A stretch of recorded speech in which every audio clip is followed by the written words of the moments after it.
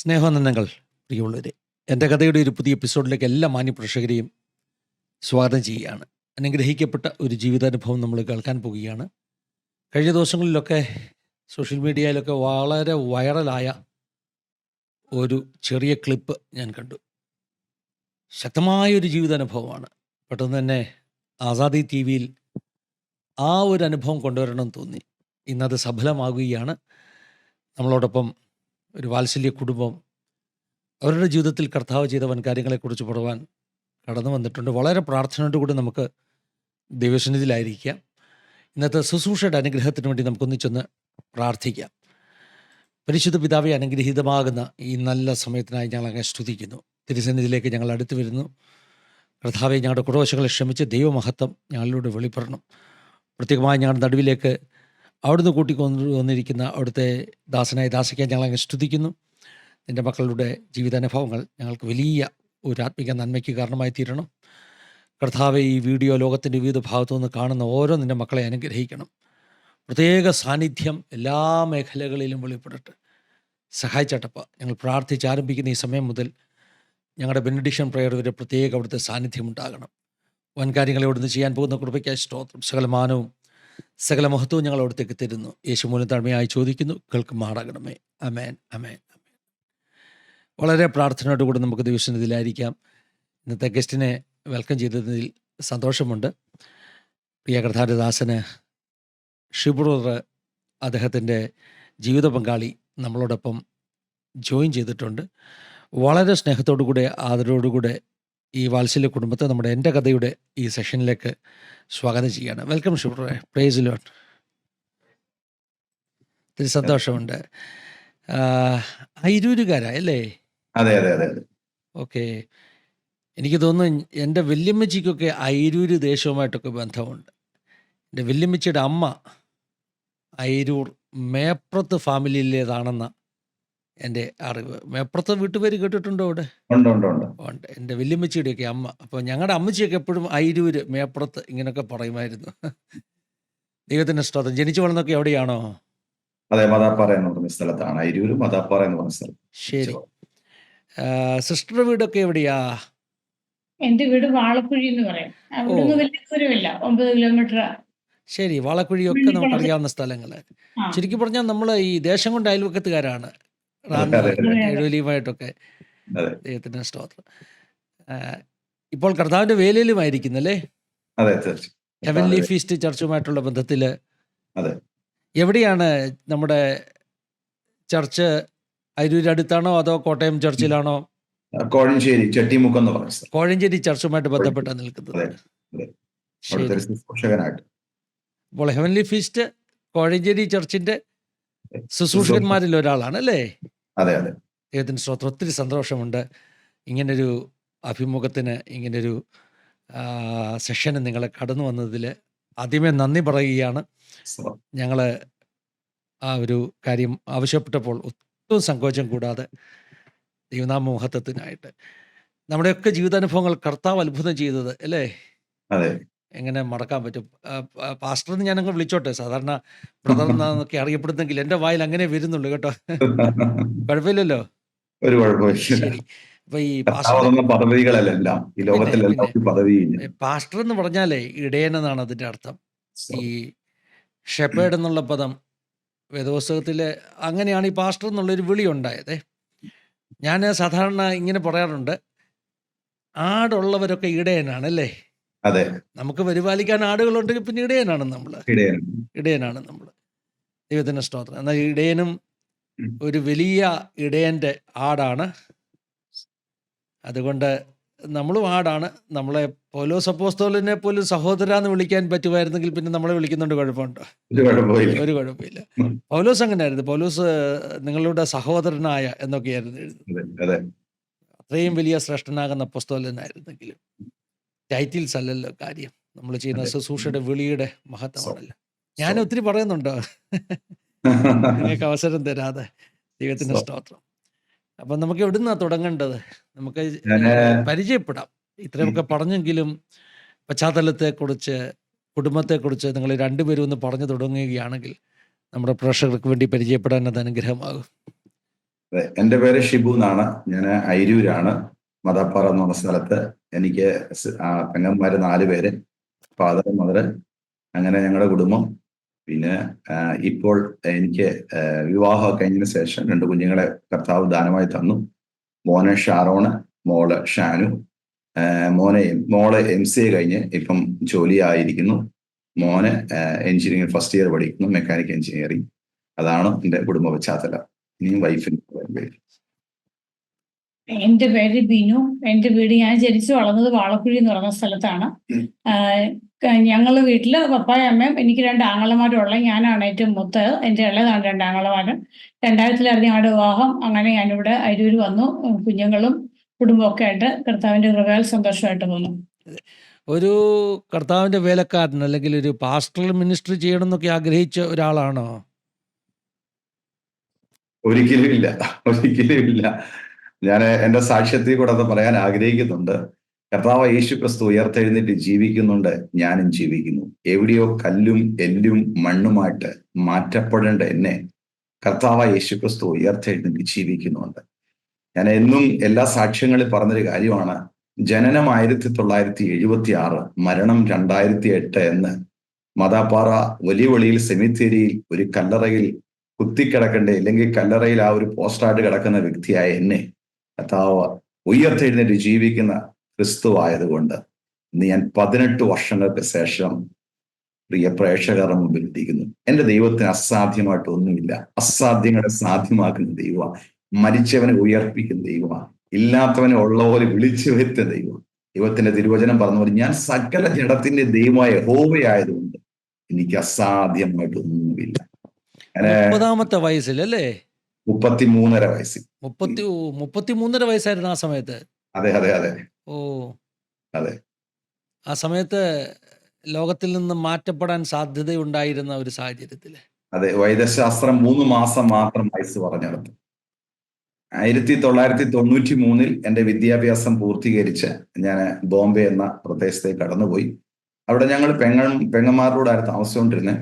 അന്ന് എനിക്ക് അവിടെ ഒരു റൂം തന്നത് ഒരു KG ജോൺ എന്ന് പറഞ്ഞ ഒരു ദൈവദാസനായിരുന്നു. ഞങ്ങൾ ഗ്രൗണ്ട് ഫ്ലോറിൽ താമസിക്കുന്നു, അവർ ഫസ്റ്റ് ഫ്ലോറിൽ താമസിക്കുന്നു. അങ്ങനെ പൊക്കോണ്ടിരുന്നു. ഞാൻ സത്യം പറഞ്ഞ ഈ സുവിശേഷത്തിനെതിരെ സംസാരിച്ചതാ, ഇതൊക്കെ തട്ടിപ്പാണ്, ഓരോരുത്തരുടെ മേൽക്കോയ്മയ്ക്കാന്ന് പറഞ്ഞ്. അങ്ങനെ ഞായറാഴ്ച ആ ദൈവദാസന്റെ വീട്ടിൽ തന്നെ ഞാൻ ആരാധന, ബോംബെയിൽ കല്യാണം എന്ന് പറഞ്ഞ സ്ഥലത്ത് ഞായറാഴ്ച ഇവരെ ആരാധന കൂടുമ്പോൾ ഞാൻ താഴെ വലിയ സ്പീക്കറൊക്കെ വെച്ച് ദൈവമേ നീ പരിശുദ്ധനാളെ പാട്ടും വെച്ച് അങ്ങനെ ഒത്തിരി ഉപദ്രവിച്ചു. അദ്ദേഹത്തിന് വഴക്കായി. അന്ന് എനിക്ക് 18 വയസ്സേ ഉള്ളൂ, വലിയ ആരോഗ്യമില്ല, ഈ കാണുന്ന പോലെയുള്ള സൈസ് ഒന്നുമില്ല. അപ്പൊ ചെറിയൊരു പയ്യനായതുകൊണ്ട് ഇദ്ദേഹമായിട്ട് വഴക്കുണ്ടാകുമ്പോൾ എൻ്റെ ഒരു ആൾബലത്തിന് വേണ്ടി ഞാൻ ചെറിയൊരു പിച്ചാത്തിയൊക്കെ കൈവച്ച് ഇദ്ദേഹം വഴക്കുണ്ടാക്കുവാണെങ്കിൽ ഒരു കുത്തു കൊടുത്തേക്കാന്ന് പറഞ്ഞു പോയാണ് 1993 ഏത് നാമം ഞാൻ ദുഷിക്കപ്പെട്ടോ അതേ നാമം ഞാൻ പോലും അറിയാതെ 2008 എന്നെ തേടി വന്നു. ഇതാവുന്ന എന്റെ സാക്ഷ്യം. അതായത് ആ പാസ്റ്റർ വഴക്കുണ്ടാക്കാൻ വന്നാൽ ഒരു കുത്തു കൊടുക്കാൻ എന്നോർത്ത് ഒരു കത്തിയൊക്കെ സൂക്ഷിച്ചു വെച്ചിരുന്നു. പക്ഷെ പാസ്റ്റർ വഴക്കുണ്ടാക്കാൻ വന്നില്ലല്ലേ? ഇല്ലില്ല. കർത്താവിന്റെ ദാസനായോണ്ട്, സമാധാന പുത്രനായതുകൊണ്ട് ഒന്നും വയലന്റ് ആയില്ല. ഞാൻ അങ്ങ് വയലന്റ് ആയി. ഞാൻ പക്ഷെ ഒരു കാര്യമുണ്ട്, ഞാൻ 93-ലാകുന്നു ഇദ്ദേഹത്തിനെ ഇങ്ങനെ അറ്റൻഡ് ചെയ്യാൻ വേണ്ടി പോയത്. പക്ഷെങ്കിൽ കാലങ്ങൾ കഴിഞ്ഞു, കർത്താവിലേക്കായി, രക്ഷിക്കപ്പെട്ടു, കർത്താവിന്റെ ജീവിതം നയിക്കുന്ന സമയത്ത് എൻ്റെ ഉള്ളിൽ ഒരു കുറ്റബോധം ഉണ്ടായി. ഈ ലോകം വിട്ട് ഞാൻ കടന്നു പോകുമ്പോൾ അവിടെ ചെല്ലുമ്പോൾ ഈ ഒരു കാര്യം എനിക്ക് നോയായിട്ട് നിൽക്കുക, എതിരായിട്ട് നിൽക്കാൻ പാടില്ല. അങ്ങനെ ബോംബെ പ്രദേശത്ത് ദേവദാസൻ എവിടാന്ന് അറിയത്തില്ല. ഞാൻ പലരോടും ചോദിച്ചു, അഡ്രസ്സ് തപ്പി, ഫോൺ നമ്പർ തപ്പി. കാലങ്ങൾ കഴിഞ്ഞു, 18 വർഷം കഴിഞ്ഞു. 2 മാസങ്ങൾക്ക് മുമ്പ് ആ ദേവദാസനെ പരിചയപ്പെടാനിടയായി. ഫോണിൽ കൂടെ വിളിച്ചു. ഞാൻ പറഞ്ഞു, ദേവദാസൻ ഞാൻ അവിടെ ഇരുന്ന സമയത്ത് സംസാരിച്ചതൊന്നും എൻ്റെ മൈൻഡിൽ കേട്ടില്ല. പക്ഷെങ്കിൽ ദേവദാസൻ ഇങ്ങനെ ദൈവ സുശേഷം പറഞ്ഞുകൊണ്ടേയിരുന്നു. അന്ന് പ്രാർത്ഥിച്ചായിരിക്കാം ദൈവ സന്നിധിയിലേക്ക് കടന്നു വന്നത്. അന്ന് ഞാനൊരു കാര്യം കൂടെ ചെയ്തായിരുന്നു, ഇങ്ങനെ പിച്ചാത്തിയൊക്കെ എടുത്ത് കുത്താനൊക്കെ വന്നിരുന്നു. അത് ദൈവം അറിഞ്ഞിട്ടുണ്ട്, ദേവദാസൻ അറിഞ്ഞിട്ടില്ല. പക്ഷെങ്കിൽ ഇന്ന് ഞാൻ ഓപ്പണായിട്ട് ഒരു ക്ഷമ ചോദിക്കാന്ന് പറഞ്ഞ് ഒരു ക്ഷമയൊക്കെ ചോദിച്ച് അദ്ദേഹം എനിക്ക് വേണ്ടി പ്രാർത്ഥിച്ചു, ഞാൻ അദ്ദേഹത്തിന് വേണ്ടി പ്രാർത്ഥിച്ചു. ഇപ്പം വലിയ സന്തോഷമായി. കാരണം ആ ഉള്ളിലെ ഭാരം മാറി. കാരണം ജലം, രക്തം, ആത്മാവ് ഈ മൂവരാണ് നമുക്ക് സാക്ഷ്യം വഹിക്കുന്നത്. അതിനൊരു എന്നാ പറഞ്ഞ ഒരു ഇതായിട്ട് നിൽക്കരുത് എൻ്റെ ഉള്ളിൽ. പരിശുദ്ധാത്മാവ് ഇടപെട്ടത് കൊണ്ട് ഞാൻ സോറി പറഞ്ഞു. ആ ഉള്ളിലെ ഭാരം മാറി. ദൈവത്തിന് സ്തോത്രം. ഈ ജോൺ പാസ്റ്ററെ 18 വർഷത്തിന് ശേഷമാ പിന്നീട് ഇപ്പോൾ 2 മാസം മുമ്പ് അല്ലേ 2 മാസങ്ങൾ തിരിച്ച് കണക്ട് ആയത്. കണക്റ്റഡ് ആയി. പാസ്റ്റർ ബോംബെയിൽ എവിടെയാ? ജോൺ പാസ്റ്റർ ബോംബെയിൽ എവിടെയാ? കല്യാണം എന്ന് പറഞ്ഞ സ്ഥലത്ത്. ഇപ്പോഴും കല്യാണി തന്നെയാ? അതെ അതെ അതെ. 74 വയസ്സെങ്ങാണ്ടുണ്ട് അദ്ദേഹത്തിന്. ഓ, അത് പക്ഷേ ഈ ചർച്ചിൽ ഒരു പാസ്റ്ററായിട്ടല്ല, എന്താ പറഞ്ഞ സഭയെ വീട്ടിൽ സഭ നടത്തി മറ്റ് പാസ്റ്റർമാരെ കൊണ്ടുവന്ന് അങ്ങനെ ഒരു ശുശ്രൂഷകനായിട്ട്.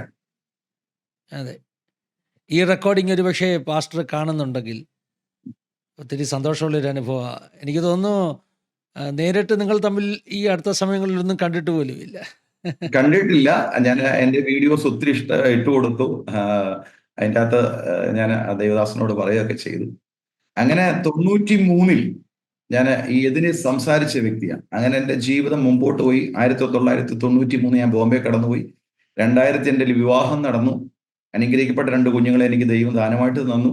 അതിനുശേഷം ഞങ്ങളുടെ നാട്ടിൽ എന്നെ പറ്റി ചോദിച്ചാൽ ആർക്കും അറിയത്തില്ല. തിരുവല്ല റെയിൽവേ സ്റ്റേഷൻ വിട്ട് കഴിഞ്ഞാൽ ഞാൻ ആള് മാറി. കള്ള, കഞ്ചാവ് എന്തൊക്കെയാണോ അസക്തി എല്ലാം കടന്നു പോകും.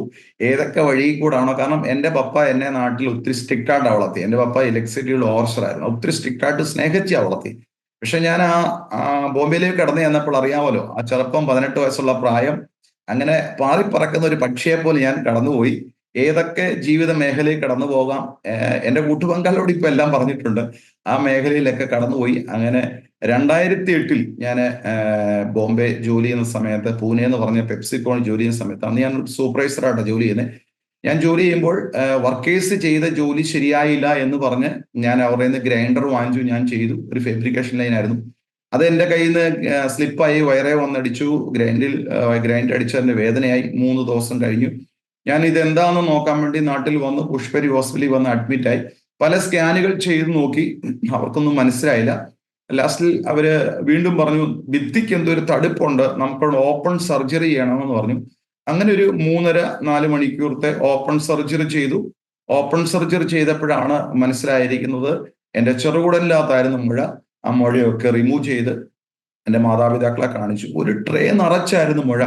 അപ്പം അവിടെ ഞാൻ ഡോക്ടറെ കാണുന്ന സമയത്ത് തന്നെ, ഒരു മെഡിക്കൽ കോളേജ് ആണല്ലോ, അപ്പം ഞാൻ അവിടുത്തെ പഠിക്കാൻ വരുന്ന സ്റ്റുഡന്റ് അല്ലെങ്കിൽ ആ ഡോക്ടേഴ്സ് ആയിട്ടുള്ള അവരുമായിട്ട് നല്ല ലിങ്ക് ഉള്ളതുകൊണ്ട് അവരോട് എന്നെ ഞാൻ പറഞ്ഞു, എൻ്റെ കാര്യങ്ങളൊക്കെ ഓപ്പറേഷൻ ചെയ്യുന്ന ശേഷം എന്നോട് പറയണം എന്നൊക്കെ. അതും പ്രകാരം എനിക്ക് ഡീറ്റെയിൽ ആയിട്ട് കാര്യങ്ങളൊക്കെ പിടികിട്ടി.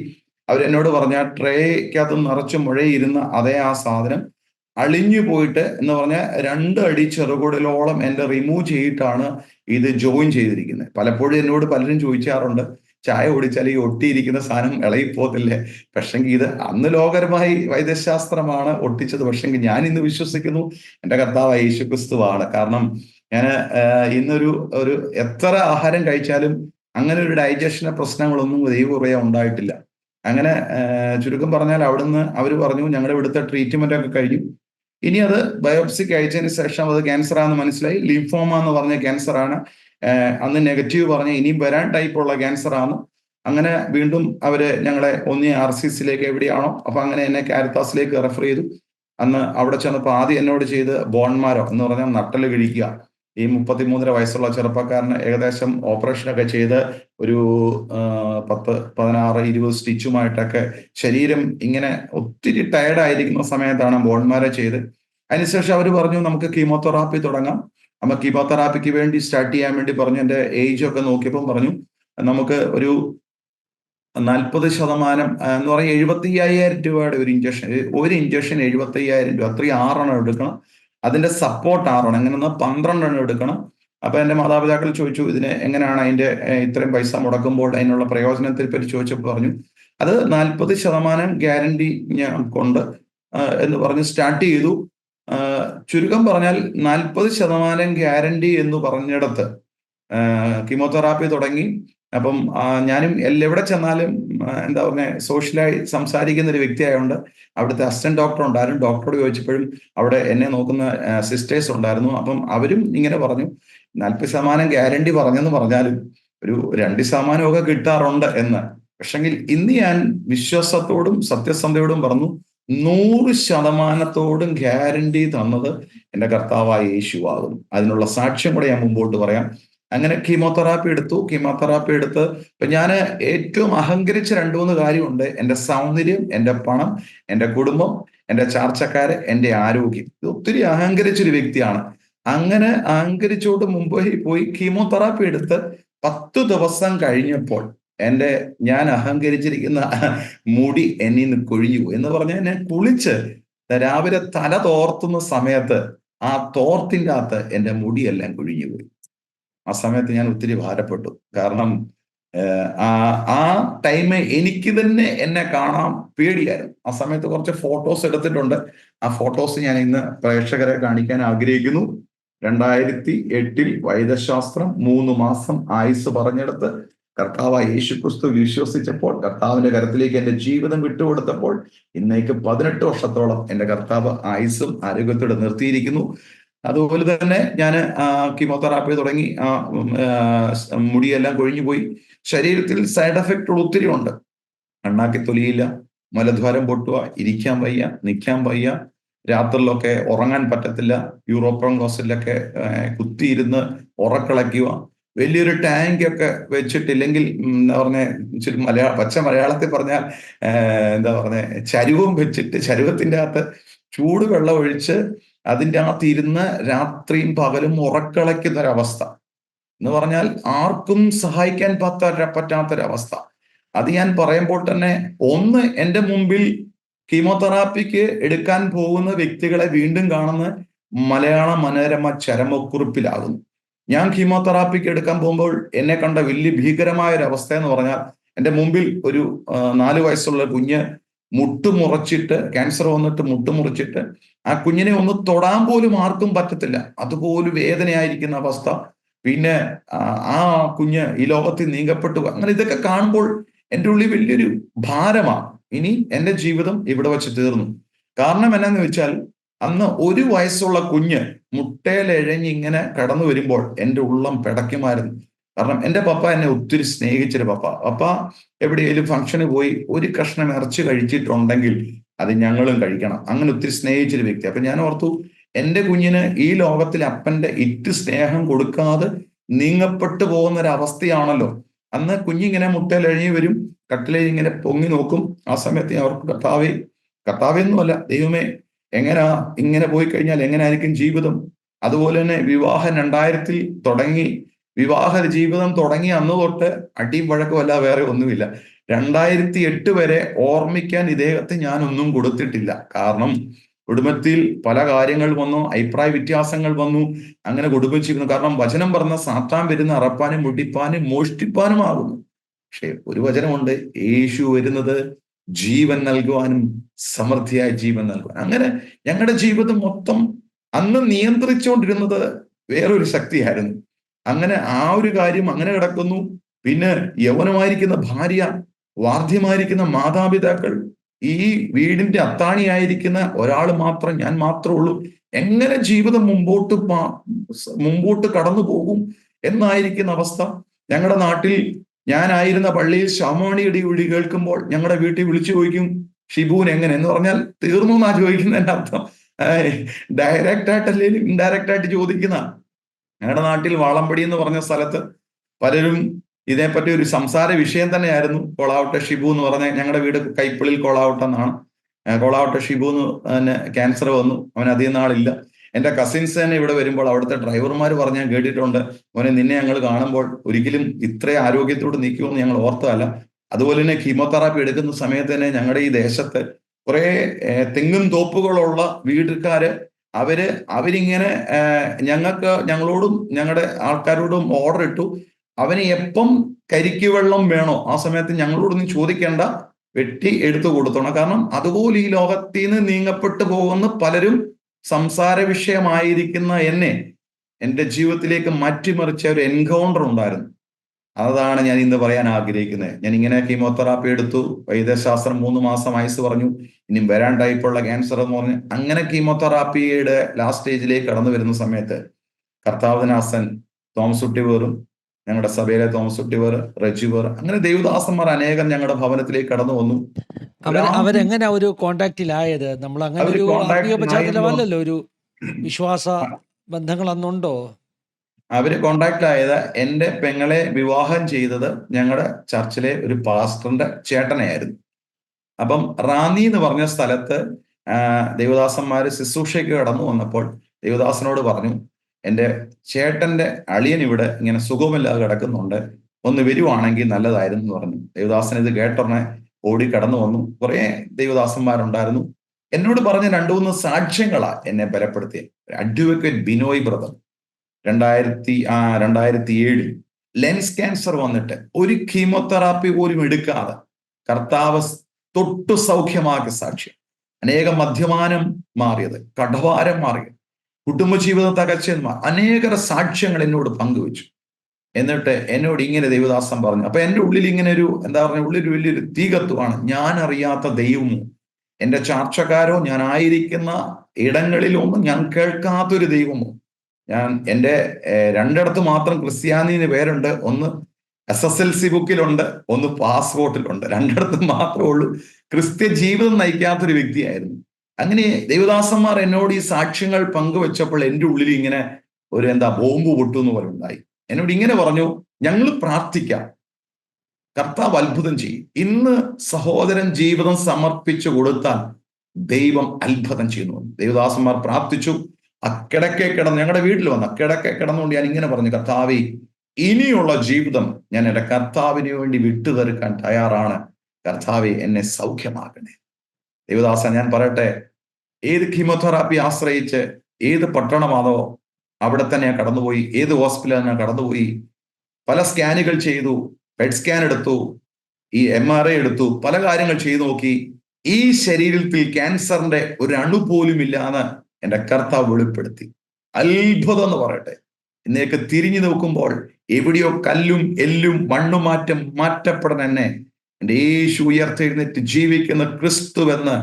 കാരണം വൈദ്യശാസ്ത്രം 75,000 ഇഞ്ചക്ഷന് 40% ഗ്യാരണ്ടി പറഞ്ഞിടത്ത്, എടുത്തു തുടങ്ങിയപ്പോൾ 2% പറഞ്ഞിടത്ത്, ഒറ്റ വാക്കുകൊണ്ട് കർത്താവേ എൻ്റെ ജീവിതത്തെ പണിയണേ, എൻ്റെ ജീവിതം നിനക്ക് വേണ്ടി വിട്ടുതരുന്നു എന്ന് പറഞ്ഞപ്പോൾ അതിനെ 100% ഗ്യാരണ്ടിയോട് സൗഖ്യമാക്കിയെങ്കിൽ ഞാൻ ഒരു കാര്യം പറയട്ടെ, ഞങ്ങളൊരു കടങ്കഥ പറയാനല്ല ഇന്ന് വന്നിരിക്കുന്നത്, ഒരു ദാനിയേലും ദാവീദിന്റെ കഥയാണ് പറയാനല്ല ഞങ്ങൾ വന്നിരിക്കുന്നത്.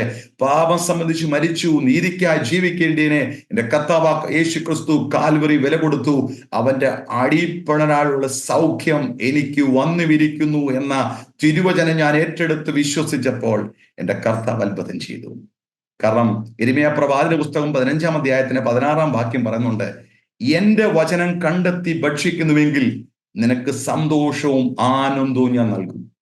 ദേവദാസ, എനിക്ക് തന്നൊരു വചനമാണ് എന്നെ ഈ 18 വർഷം നിർത്തിയത്. 118-ാം സങ്കീർത്തനം 16-ാം വാക്യം എനിക്ക് തന്നു, നീ മരിക്കുകയില്ല, നീ ജീവനോടിരുന്ന് എൻ്റെ കർത്താവിന്റെ നാമത്തെ വർണ്ണിക്കും. ഞാനത് ഭക്ഷിച്ചു.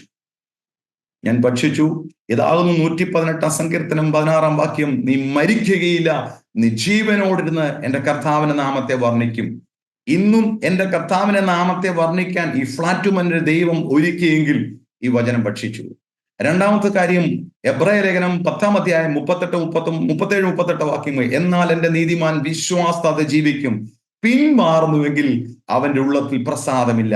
നാമോ വിശ്വസിച്ച് ജീവരക്ഷ പ്രാപിച്ചവരുടെ കൂട്ടത്തിൽ. ഈ 2 വചനമാണ് ഇന്ന് വരെ എന്നെ നിർത്തിയത്, നടത്തിയത്. അങ്ങനെ ദേവദാസന്മാർ വന്നു, പ്രാർത്ഥിച്ചു, കർത്താവ് സൗഖ്യം തന്നു. അതിനുശേഷം ഹല്ലേലൂയ, ഞാൻ പറയട്ടെ, വീണ്ടും എൻ്റെ മാതാപിതാക്കളൊക്കെ പറഞ്ഞു, നീ വീണ്ടും ഈ ടെസ്റ്റിങ്ങിന് വേണ്ടി പോണം. അങ്ങനെ ഞാൻ ആദ്യം ഉൾപ്പെടെ ചെയ്തൊരു കാര്യം, ഞാൻ സാക്ഷ്യം പറയാൻ പോവാ.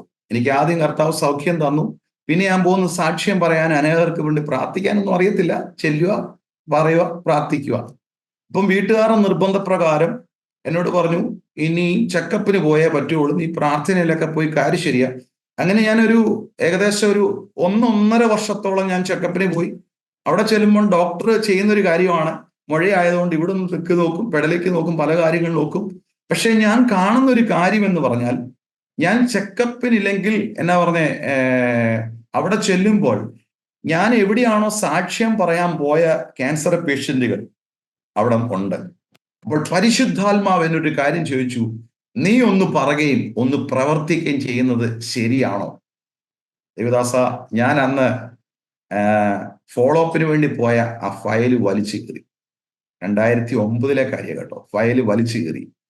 ഞാൻ എന്നിട്ട് കർത്താവിനോട്, കർത്താവേ സോറി, കാരണം ഞാൻ രണ്ടും കൂടെ കാണിക്കുന്നില്ല. ഞാൻ ഒന്ന് പ്രവർത്തിക്കുക ഒന്ന് പറയുകയും ചെയ്യത്തില്ല. ആരാണോ എന്നെ സൗഖ്യമാക്കിയെന്ന് എനിക്ക് ഉറപ്പുണ്ട്. വൈദ്യശാസ്ത്രമല്ല. വൈദ്യശാസ്ത്രമെങ്കിൽ അവരെ 100% ഗ്യാരണ്ടി പറഞ്ഞേനെ. കർത്താവായ യേശുക്രിസ്തു ആയതുകൊണ്ട് ഞാൻ അവനെ തന്നെ വിശ്വസിക്കുന്നു. ഞാനത് വലിച്ചു കീറി. ഇന്നേക്ക് 17 വർഷമായി ഓങ്കോളജിയുടെ മുമ്പിൽ ഇതുവരെ പോകുവാൻ എൻ്റെ ദൈവം അനുവദിച്ചില്ല. കാരണം കർത്താവിന്റെ വചനമാണ്, അവൻ ശ്രേഷ്ഠവും മാന്യമായ ഒരു മൂലക്കല്ലിടുന്നു, അവനിൽ വിശ്വസിക്കുന്നവൻ ഒരു നാൾ ലജ്ജിച്ചു പോകുകയില്ല, വിശ്വസിക്കുന്നവനെ ആ മാന്യതയുണ്ട്. അങ്ങനെ എൻ്റെ കർത്താവ് ഉയർത്തി മാനിച്ചു. 1 വയസ്സുള്ള കുഞ്ഞ് ഇന്ന് എഞ്ചിനീയർ ഫസ്റ്റ് ഇയർ പഠിക്കുന്നു. 6 വയസ്സുള്ള കുഞ്ഞ് NCA കഴിഞ്ഞ് എറണാകുളത്ത് ജോലി ചെയ്യുന്നു. എവിടേക്കാണോ തകരപ്പെട്ടത്, എവിടേക്കാണോ തകർന്നത്, അവിടേക്ക് എൻ്റെ കർത്താവ് ഉയർത്തി മാനിച്ചു. അനേക ക്യാൻസർ പേഷ്യൻ്റെയൊക്കെ പോയി പ്രാർത്ഥിക്കാൻ കർത്താവ് സഹായിച്ചു. അതുപോലെ തന്നെ എൻ്റെ മോന്റെ ഒരു സാക്ഷ്യം പറയുവാണെങ്കിൽ, എനിക്ക് സൗഖ്യമായി 1 വർഷം കുഞ്ഞിനായ സമയത്ത്, എന്ന് പറഞ്ഞാൽ മോനെ ജനിച്ചിട്ട് 3 മാസം കഴിഞ്ഞപ്പോൾ അവന് ചെറിയൊരു പനി വന്നു. പനി വന്നിട്ട് ഇഞ്ചക്ഷന്റെ സൈഡ് എഫക്റ്റ് ആയിട്ട് അവനൊരു ആസ്മ രോഗിയായിട്ട് മാറി. എനിക്ക് കർത്താവ് സൗഖ്യം തന്ന ഏകദേശം ആ സമയത്ത് മോന് 1.5 വയസ്സോളം ഉണ്ടായിരുന്നു. ആ സമയത്ത് വീട്ടിൽ ഡോക്ടറെ കൊണ്ട് കാണിച്ചപ്പോൾ ഡോക്ടർ പറഞ്ഞു, ഇതിൽ ഇൻഹേലർ സ്പ്രേ അടിച്ചാലേ അവന് മാറത്തുള്ളൂ. അതുകൊണ്ട് നിങ്ങൾ ഇനി ടാബ്ലറ്റിനെ ഇത് പിന്തുടർന്ന് പോവുകയാണെങ്കിൽ അത് ബ്രെയിനെ ബാധിക്കും. അതുകൊണ്ട് ഇൻഹേലർ സ്പ്രേ അടിക്കണമെന്ന് പറഞ്ഞു. അങ്ങനെ അത് സ്റ്റാർട്ട് ചെയ്യാൻ വേണ്ടി ഒരു 10-15 ദിവസത്തോളം സ്റ്റാർട്ട് ചെയ്തു. അപ്പോൾ എൻ്റെ ഉള്ളിൽ ദൈവത്തിന്റെ പരിശുദ്ധാത്മാവ് വീണ്ടും ചോദിക്കുവാണ്, എന്നെ സൗഖ്യമാക്കിയ കർത്താവിന് എന്തുകൊണ്ട് എൻ്റെ മോനെ സൗഖ്യമാക്കിക്കൂടാ? ഞാൻ എൻ്റെ കൂട്ടുപങ്കാളിയും കരം കോർത്തു. ഞങ്ങൾ പ്രാർത്ഥിച്ചു. വിശ്വാസത്താൽ ആ ഇൻഹേലർ സ്പ്രേ എടുത്തു ദൂരെ കളഞ്ഞു. ഇന്ന് മോന് 19 വയസ്സായി. അതിലുള്ള അത്ഭുതം എന്ന് പറയട്ടെ, അങ്ങനെ ഒരു ആസ്മാറ്റിക് രോഗം കർത്താവ് സൗഖ്യമായതുകൊണ്ട് ഒന്നിനും ഒരു കുറവില്ലാതെ ആരോഗ്യത്തോടെ, ഡോക്ടർമാർ അന്ന് പറഞ്ഞ ഓയിലിംഗ് പാടില്ല, തണുപ്പത്ത് കുളിക്കുന്ന കുറെ കാര്യങ്ങളൊക്കെ പറഞ്ഞിരുന്നു. പക്ഷെ കൃപയാൽ ഒന്നിനും ഒരു കുറവില്ലാതെ ഏറ്റവും ശ്രേഷ്ഠകരമായി ദൈവം നടത്തി. ഹല്ലേലൂയ. ഇനി ദേവദാസിനെ വല്ലതും ചോദിക്കുക. ഞാൻ മുമ്പോട്ടും പറയാൻ ആഗ്രഹിക്കുന്നു. അതെ, ചോദ്യങ്ങൾ ഞാൻ ചോദിക്കാൻ എൻ്റെ മനസ്സിൽ വരുന്നുണ്ട്. പക്ഷേ എനിക്ക് ഒരു ചിന്ത, നിങ്ങൾ ആ സാക്ഷ്യം പറഞ്ഞുകൊണ്ടിരിക്കുമ്പോൾ അത് ഞാനും കേട്ടുകൊണ്ടിരിക്കുകയാണ്, പ്രേക്ഷകരും കേട്ടുകൊണ്ടിരിക്കുകയാണ്. ആ ഒഴുക്കങ്ങ് നഷ്ടപ്പെടുമല്ലോ എന്ന്. പരസ്യോഗത്തിനൊക്കെ പ്രസംഗിക്കും അല്ലേ? അതെ അതെ അതെ. എനിക്ക് ആ സംസാര ശൈലി കണ്ടപ്പോഴേ എനിക്ക് തോന്നി. കാരണം ആ ഒരു ആവേശം, ആ ഒരു പാഷൻ, ദൈവത്തിന് സ്തോത്രം. എന്ന് മുതലാ പരസ്യോഗത്തിന് പ്രസംഗിക്കാൻ തുടങ്ങിയത്? ഞാൻ ഏകദേശം 1 വർഷത്തോളമായി. ശരി. കാരണം ഞാൻ 2008 എൻ്റെ സാക്ഷ്യങ്ങൾ പറയുന്ന പറഞ്ഞാൽ എൻ്റെ വിദ്യാഭ്യാസം കേവലം 10ാം ക്ലാസ് മാത്രം. പറയുമ്പോൾ എല്ലാം തുറന്നു പറയണം. 10ാം ക്ലാസ് മാത്രമേ ഉള്ളൂ. ഞാൻ ബോംബെയിൽ കൺസ്ട്രക്ഷൻ കമ്പനി ജോലി ചെയ്തു, സൂപ്പർവൈസറായിട്ട് ജോലി ചെയ്തു. അങ്ങനെ നാട്ടിൽ വന്ന് എന്ത് ജോലി ചെയ്യുന്നു ഭാരപ്പെട്ടു. അങ്ങനെ ഇരിക്കുന്ന സമയത്താണ് ഒരു പത്രത്തിൽ വേക്കൻസി വന്നു, ഒരു കോളേജിൽ അധ്യാപകന്റെ വേക്കൻസി ഉണ്ട് എന്ന്. വെറും 10ാം ക്ലാസ് മാത്രമുള്ള ഞാൻ 10 വർഷം ഒരു കോളേജിൽ അധ്യാപകനായിട്ട് എൻ്റെ ദൈവം നിർത്തി. ബിടെക് എഞ്ചിനീയറിംഗ് കോളേജിൽ. കാരണം അത് വലിയൊരു അത്ഭുത സാക്ഷ്യമാണ്. ഇത് കേട്ടോണ്ടിരിക്കുമ്പോൾ പ്രേക്ഷകർ ഒരുപക്ഷെ ചോദിച്ചെന്നിരിക്കാം, ചിലർക്ക് സംശയങ്ങൾ ഉണ്ടായിരിക്കാം. ഞാനും അതാ ചോദിക്കാൻ തുടങ്ങുന്നത്, അതെങ്ങനെ? അത് പറയാം. 10ാം ക്ലാസ് മാത്രം വിദ്യാഭ്യാസം ഉള്ള വ്യക്തി എങ്ങനെ എഞ്ചിനീയറിംഗ് കോളേജിൽ ജോലി കിട്ടും? എൻ്റെ അതൊരു കാര്യമുണ്ട്. അവിടെ ഒരു സുവിശേഷകന്റെ പോസ്റ്റ് ഇല്ല, അവിടെ ഒരു അധ്യാപകന്റെ പോസ്റ്റ് ഉണ്ട്. കാരണം ദൈവത്തിന് എന്തെങ്കിലും ചെയ്യണമെങ്കിൽ കർത്താവ് അത് നിയമത്തെ പോലും വലിച്ചൊടിക്കും. എന്നാന്ന് ചോദിച്ചാല്, ഞാൻ അവിടെ ചെല്ലുമ്പോൾ എൻ്റെ മുമ്പിൽ ഇന്റർവ്യൂ വേണ്ടി വന്ന എല്ലാ വ്യക്തികളും എംടെക്, ബിടെക്, ഒരു ITIയിൽ ഇല്ലാത്ത ആരുമില്ല. അപ്പൊ ഞാൻ അവിടെ ചെന്നു. ഞാൻ ഏറ്റവും കാര്യം ചെയ്യുന്നത് എൻ്റെ സാക്ഷ്യം പറയാം. ഞാൻ എവിടെ ചെന്നാലും എൻ്റെ ഒരു ഫാഷൻ എന്ന് പറഞ്ഞാൽ ഈ സാക്ഷ്യം. കാരണം ഞങ്ങളുടെ വീട്ടിലേക്ക് വഴിയില്ലാത്തതുകൊണ്ട് കാറ് ഞങ്ങൾ വേറൊരു വീട്ടിലാണ് ഇടുന്നത്. അപ്പം ഞാൻ എവിടെ ഒരു വീട്ടിൽ ചെന്നാൽ ഒരു പൈപ്പും ഓസും വെള്ളവും കണ്ടു കഴിഞ്ഞാൽ ഞാൻ ആദ്യം എന്ത് ചെയ്യും? വണ്ടി കഴിയും. കാരണം ഞങ്ങളുടെ വീട്ടിൽ നിന്ന് ഒരു ഏകദേശം ഒരു 80 മീറ്ററോളം റോഡിൽ പോയിട്ട് വേണം 4 ബക്കറ്റ് വെള്ളം കൊണ്ട് വണ്ടി കഴുകാൻ. അപ്പൊ ഏത് ഞങ്ങളുടെ കസിന്റെ വീട്ടിലൊക്കെ ആയിരിക്കാം, അവിടെ ചെല്ലുമ്പോൾ കിട്ടുന്ന ചാൻസ് ഞാൻ കളയത്തില്ല. വണ്ടി കഴിയുമെന്ന് പറഞ്ഞ പോലെ ഞാൻ എവിടെ ആരെ കണ്ടെന്ന് പറഞ്ഞാലും എൻ്റെ ആദ്യത്തെ കാര്യം ഞാൻ എല്ലാം സംസാരിച്ച ശേഷം സാക്ഷ്യം പറഞ്ഞിട്ടേ ഞാൻ പോകത്തുള്ളൂ. അപ്പം അതുപോലെ തന്നെ ഞാൻ അവിടെ ചെന്നു സാക്ഷ്യമൊക്കെ പറഞ്ഞു. അപ്പൊ എനിക്ക് മനസ്സിലായി ഞാൻ വന്ന സ്ഥലം തെറ്റിപ്പോയി. കാരണം എൻ്റെ വിദ്യാഭ്യാസത്തിൽ ഇത് കിട്ടത്തില്ല. പക്ഷെ എന്നാലും ബോർഡിൽ അറ്റൻഡ് ചെയ്തു. ഞാൻ അവിടെ ചെന്നപ്പോൾ 4-5 സാറുമാരുണ്ട്. ഞാൻ എൻ്റെ സർട്ടിഫിക്കറ്റ് ഒക്കെ കാണിച്ചു. നല്ല നല്ല കമ്പനി ജോലി, Hindustan liver, Hindustan petrol, L&T, അങ്ങനെ ബോംബെയിലൊക്കെ നല്ല നല്ല കമ്പനി ജോലി ചെയ്ത വ്യക്തിയാണ്. അങ്ങനെ എൻ്റെ സർട്ടിഫിക്കറ്റ് എല്ലാം കാണിച്ചു. എന്നിട്ട് ഞാൻ അവരോട് അങ്ങ് പറഞ്ഞു, സാറേ എനിക്ക് വിദ്യാഭ്യാസം എന്ന് പറഞ്ഞാൽ ഇത് മാത്രമേ ഉള്ളൂ, അല്ലാതെ IT കാര്യങ്ങളോ ഒന്നുമില്ല എന്ന് പറഞ്ഞു. പക്ഷെങ്കിൽ അവിടുത്തെ ഡയറക്ടർ ഇതെല്ലാം കണ്ടിട്ട് പറഞ്ഞു, experience A must, you are A appointed. കാരണം ഇത് മതി നിങ്ങൾ കുട്ടികളെ പഠിപ്പിക്കാൻ. ഒറ്റ കാര്യമുള്ളൂ, നിങ്ങളുടെ ബിഹേവിയർ നല്ലതായിരിക്കണം എന്ന് മാത്രമേ ഉള്ളൂ. അങ്ങനെ അവര് അവിടെ അറ്റൻഡർ പോസ്റ്റിലാണ് എന്നെ ആദ്യം അവിടെ സെലക്ട് ചെയ്ത്. അറ്റൻഡർ പോസ്റ്റ് 1 മണിക്കൂറേ കണ്ടുള്ളൂ. കാരണം എന്നാന്ന് വെച്ചാൽ അറ്റൻഡർ പോസ്റ്റ് ഇട്ടിട്ട് ഞാൻ പിള്ളേരെ പഠിപ്പിക്കാൻ ചെന്നാൽ പിള്ളേരെ കൂക്ക് വിളിക്കും. ഇത് ഞാൻ ഇപ്പം പറഞ്ഞുകൊണ്ടിരിക്കുമ്പോൾ എനിക്ക് ലജ്ജയില്ല. കാരണം കർത്താവ് തന്ന മാന്യതയല്ലാതെ എനിക്ക് ഈ ലോകത്തിൽ മാന്യതയില്ല. അല്ല, എവിടെയോ കല്ലും എല്ലും മണ്ണുമാറ്റ് അന്ധകാരത്തിൽ കിടന്ന എന്നെ കൊണ്ട് ഈ ലോകത്തിൽ കർത്താവ് നിർത്തി ജീവിക്കുന്ന സാക്ഷിയെ നിർത്തിയെങ്കിൽ എനിക്ക് പറയാൻ ഒന്നേ ഉള്ളൂ, എൻ്റെ കർത്താവ്. കാരണം എൻ്റെ കർത്താവ് വന്നുകൊണ്ട് ഞാൻ ഇത് പറയുന്നത്. ഇത് കേട്ടോണ്ടിരിക്കുമ്പോൾ ഒറ്റ കാര്യമുള്ളൂ, അറ്റൻഡർ പോസ്റ്റ് 1 മണിക്കൂർ ഇട്ടു യൂണിവേഴ്സിറ്റിക്ക് വേണ്ടി. അങ്ങനെ അറ്റൻഡർ പോസ്റ്റ് ഇട്ടു. ഞാൻ സൈൻ ഇടാൻ ചെന്നപ്പോൾ അവിടെ ലാബ് ഇൻസ്ട്രക്ടർ എന്നാക്കി. 10 വർഷം അവിടെ കഞ്ചാവ് അടിക്കുന്നവർ കാണും, മദ്യപിക്കുന്നവർ കാണും, മറ്റുള്ളവർ കാണും. അവരോടൊക്കെ ഈ നല്ല സുവിശേഷം പറയുവാൻ എൻ്റെ കർത്താവ് സഹായിച്ചു. അവരുടെ മധ്യത്തിൽ എന്നെ കർത്താവ് ഉപയോഗിച്ചു. അവിടെ ലാബ് തുടങ്ങണമെങ്കിൽ ഞാൻ പ്രാർത്ഥിച്ചിട്ടാണ് ഫസ്റ്റ് ഇയർ തുടങ്ങുന്നത്. ഇതെന്റെ സഹപ്രവർത്തകർക്ക് കേൾക്കുന്നുണ്ടായിരിക്കും, അവർക്കൊന്നും എതിര് പറയാൻ പറ്റത്തില്ല. കാരണം എന്തൊരു ആവശ്യം ഉണ്ടെങ്കിൽ ഓടി വിളിച്ച് പ്രാർത്ഥിക്കാനൊക്കെ ദൈവം സാധിച്ചു. ഒരു BTech എഞ്ചിനീയറിംഗ് കോളേജിൽ 10 വർഷത്തോളം എൻ്റെ കർത്താവ് നിർത്തി. ദൈവത്തിന് അസാധ്യമായിട്ടൊന്നുമില്ല. പറഞ്ഞാട്ടെ ഫസ്റ്റ്. വളരെ അത്ഭുതകരമായ കാര്യങ്ങളാണ് നമ്മൾ കേട്ടോണ്ടിരിക്കുന്നത്. എന്താ പറയേണ്ടത്? ദൈവത്തിന് സ്തോത്രം. ചെറുകുടൽ മുറിച്ചു മാറ്റി. അതെ, 2 അടിയോളം. എത്ര ആണെന്നാ പറഞ്ഞ? അതെ, ഞാൻ ഇത്രയും ഡീറ്റെയിൽ ആയിട്ട് പറയാനുള്ള കാരണം എന്ന് പറഞ്ഞാല് ഞാൻ അത്ര കറക്റ്റ് ആളല്ലായിരുന്നു. ഇപ്പൊ ഞാന് ഹോസ്പിറ്റലിൽ ചെന്നപ്പോൾ എന്നെ അവിടെ ഈ പഠിക്കാനുള്ള സ്റ്റുഡന്റ് ഉണ്ടല്ലോ, ഡോക്ടേഴ്സ്. അപ്പൊ അവരെന്നോട് പറഞ്ഞു, ഞങ്ങൾക്ക് എക്സാം ചേട്ടനെയാണോ തരുന്നത്, അതുകൊണ്ട് ചേട്ടൻ ഞങ്ങൾക്ക് എല്ലാ കാര്യങ്ങളൊക്കെ പറഞ്ഞു തരണം. അപ്പൊ ഞാൻ അന്ന് ചെറിയ നല്ല ലെവലിലുള്ള ആളല്ലാത്തത് കൊണ്ട് ഞാൻ പറഞ്ഞു, എനിക്ക് 2 കാര്യമുണ്ട്. എൻ്റെ ഓപ്പറേഷൻ എങ്ങനെ നടന്നു എന്ന് എനിക്കറിയണം, പിന്നെ 2 കുപ്പി ബ്ലഡും എനിക്ക് തരണം. ഈ 2 കാര്യം തരുവാണെങ്കിൽ ഞാൻ നിങ്ങളോടെല്ലാം കാര്യം പറയാം. അപ്പൊ 2 സെക്ഷനായിട്ട് എന്നെ പഠിക്കാൻ വേണ്ടി വന്ന് ഈ എഗ്രി ചെയ്ത വ്യക്തിയോട് മാത്രം സത്യം പറഞ്ഞു, മറ്റേ ആളോട് കള്ളം പറഞ്ഞു.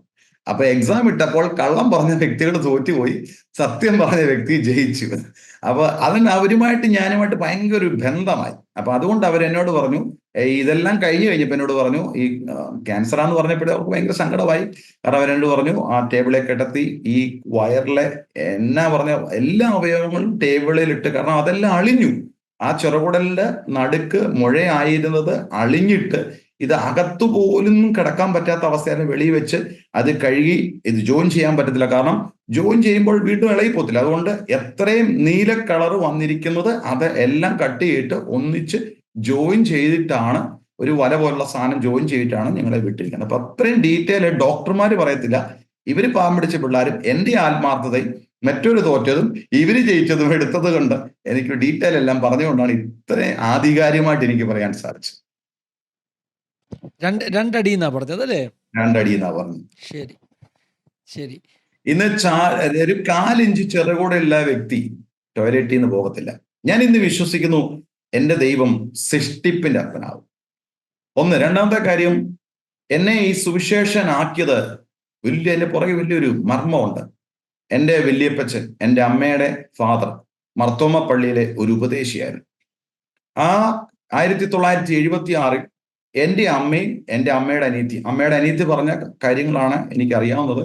അമ്മയുടെ അനിയത്തി ഇപ്രകാരം പറഞ്ഞു, 1976 എൻ്റെ അപ്പച്ചൻ രാത്രി 3 മണിക്കൊക്കെ പ്രാർത്ഥിച്ചുകൊണ്ടിരിക്കുമ്പോൾ വിളിച്ചു പറയുമായിരുന്നു, ഈ ഭവനത്തിൽ ഒരു സുവിശേഷകൻ പറക്കുന്നു. അപ്പം അമ്മയുടെ അനിയത്തി പ്രഗ്നൻസിയാണ്, എൻ്റെ അമ്മയും ഒരേ സമയത്താണ്. അപ്പൊ അമ്മയുടെ അനിയത്തി ഓർത്തു തീർച്ചയായും അവരുടെ വീട്ടിലായിരിക്കും. കാരണം അവർ മർത്തോമ ബാക്ക്ഗ്രൗണ്ടാണ്, ഒരു സഭയെ കുറ്റപ്പെടുത്തി പറയുമല്ല, മർത്തോമ ബാക്ക്ഗ്രൗണ്ടാണ്, പ്രാർത്ഥനയുമായിട്ട് ഇതിലുള്ള ബന്ധമുണ്ട്. ഞാൻ അങ്ങനത്തെ ഒരു ബാക്ക്ഗ്രൗണ്ട് അല്ല, ഓർത്തഡോക്സ് ബാക്ക്ഗ്രൗണ്ടിലായതുകൊണ്ട്. പിന്നെ എൻ്റെ പപ്പായും നല്ലവണ്ണം മദ്യപിക്കുമായിരുന്നു. അപ്പം അങ്ങനെ ഒരു ബാക്ക്ഗ്രൗണ്ടിൽ ജനിച്ചു വളർന്ന ഒരു വ്യക്തി ഒരിക്കലും ഇങ്ങനെ ഉണ്ടാകില്ല എന്ന് പറഞ്ഞു. പക്ഷെങ്കിൽ ദൈവത്തിന്റെ വചനമാണ്, വാഗ്ദത്തം എത്ര ഉണ്ടെങ്കിലും ക്രിസ്തുവേശുവിൽ ഊവേ ആമീൻ, ഒരിക്കലും ഊവൊന്നും മറ്റൊരിക്കലും ഇല്ലാമായിരുന്നില്ല. 1976 എൻ്റെ വല്യപ്പച്ചൻ അന്ന് അവിടുന്ന് വിളിച്ചു പറഞ്ഞു, ഞങ്ങളുടെ ഭവനത്തിൽ ഒരു സുവിശേഷകൻ പറഞ്ഞു. കാലങ്ങൾ കഴിഞ്ഞു, ഈ ലോകം കാണുന്ന ഏറ്റവും വലിയ രോഗമാണ് ക്യാൻസർ എന്ന രോഗം. പക്ഷെങ്കിൽ അതിന് മേലെ എൻ്റെ വല്യപ്പച്ചന്റെ വാഗ്ദത്തം ദൂത് കിടക്കുന്നത് കൊണ്ട് എനിക്കൊരു ഉറപ്പുണ്ട്, അതാകുന്നു എന്നെ ഒരു സുവിശേഷത്തിലേക്ക് കൊണ്ടുവന്നത്. ദൈവത്തിന് സ്തോത്രം. ഷിബുറ തന്നെ പറഞ്ഞു, വിവാഹം കഴിഞ്ഞ് 7-8 വർഷം സമാധാനമൊന്നും കൊടുക്കത്തില്ലായിരുന്നു എന്നല്ലേ? എന്നാല് എന്താ സിസ്റ്ററിന് പറയാനുള്ളത് ആ ഒരു അനുഭവങ്ങളെ കുറിച്ച്? സിസ്റ്റർ അനുഭവങ്ങളും പറയാം കേട്ടോ. ബ്രദറെ, ഞങ്ങളുടെ 2000 വിവാഹമായിരുന്നു. ഒത്തിരി എല്ലാവരെയും പോലെ തന്നെ ഒത്തിരി പ്രതീക്ഷയോടെയും ഭയങ്കര എൻ്റെ വീട്ടിൽ ഞാൻ ഒറ്റ മോളായിരുന്നു. പപ്പായ്ക്കും അമ്മയ്ക്കും ഇളയത് ആങ്ങളമാർ 2 പേര്. അപ്പം അവർ ഒത്തിരി പ്രതീക്ഷയോടെയാണ് ആ ഒരു മോളെ ഇങ്ങോട്ട് വിട്ടത്. 2 പേരും ബോംബെ പോയി കുടുംബമായിട്ട് സന്തോഷമായിട്ട് അവർക്ക് ജോലിയൊക്കെ ചെയ്ത് ജീവിക്കാമല്ലോ എന്നുള്ളൊരു പ്രതീക്ഷയിലൊക്കെയാണ് വിട്ടത്. പക്ഷെ ഇവിടെ വന്നു കഴിഞ്ഞപ്പോൾ ആരുടെയും പ്രതീക്ഷയ്ക്ക് നേരെ ഓപ്പോസിറ്റാണ് എല്ലാം നടന്നത്. കുടുംബജീവിതത്തിൽ ഞങ്ങൾക്ക് തുടക്കം മുതലേ പ്രത്യേകിച്ച് കാരണം എന്തെങ്കിലും ഉണ്ടോ എന്ന് ചോദിച്ചു കഴിഞ്ഞാൽ ഒന്നും പറയാനില്ല. പക്ഷെ എന്നും പ്രശ്നങ്ങളാണ്. ചെറിയ ചെറിയ കാരണങ്ങൾ പറഞ്ഞ് ഞങ്ങൾ എന്തെങ്കിലുമൊക്കെ ആയിട്ട് പുതിയ വഴക്കാവും. അത് പിന്നെ സമാധാനമില്ലാതെ ജീവിതം മുഴുവൻ തകർന്നിട്ട് ഒരു പ്രതീക്ഷയില്ല. എന്തിനാ ഇങ്ങനെ ഒരു ജീവിതം എന്ന് ജീവിതത്തിൽ ഓർത്ത് ഞാൻ തന്നെ പലപ്പോഴും നെഗറ്റീവ് പറഞ്ഞിട്ടുണ്ട്. മടുത്തു, ഇത് കളഞ്ഞിട്ട് ഇറങ്ങി പോകുന്നതായിരുന്നു നല്ലതെന്നൊക്കെ പല പ്രാവശ്യം ഓർത്തിട്ടുണ്ട്, ചിന്തിച്ചിട്ടുണ്ട്. എന്നുവെച്ചാൽ ഞാൻ ഒരിക്കലും എൻ്റെ ജീവിതത്തിൽ ഒരിക്കലും ആഗ്രഹിച്ച ഒരു ലൈഫേ അല്ല എൻ്റെ മുമ്പിൽ കിട്ടിയത്. എനിക്ക് 2008 വരെ ഓർത്തു വെക്കാൻ മുമ്പേ എൻ്റെ കൂട്ടുപങ്കാളി പറഞ്ഞ പോലെ നല്ലതൊന്നും ഇല്ലായിരുന്നു. ഒരു കാര്യവും നല്ലതില്ല. എനിക്ക് എൻ്റെ വീട്ടിലൊന്ന് പോകണമെങ്കിൽ എന്നെ വിടത്തില്ല. വീട്ടുകാരുമായിട്ട് സ്നേഹമായിട്ടൊന്ന് പോകാൻ സമ്മതിക്കത്തില്ലായിരുന്നു.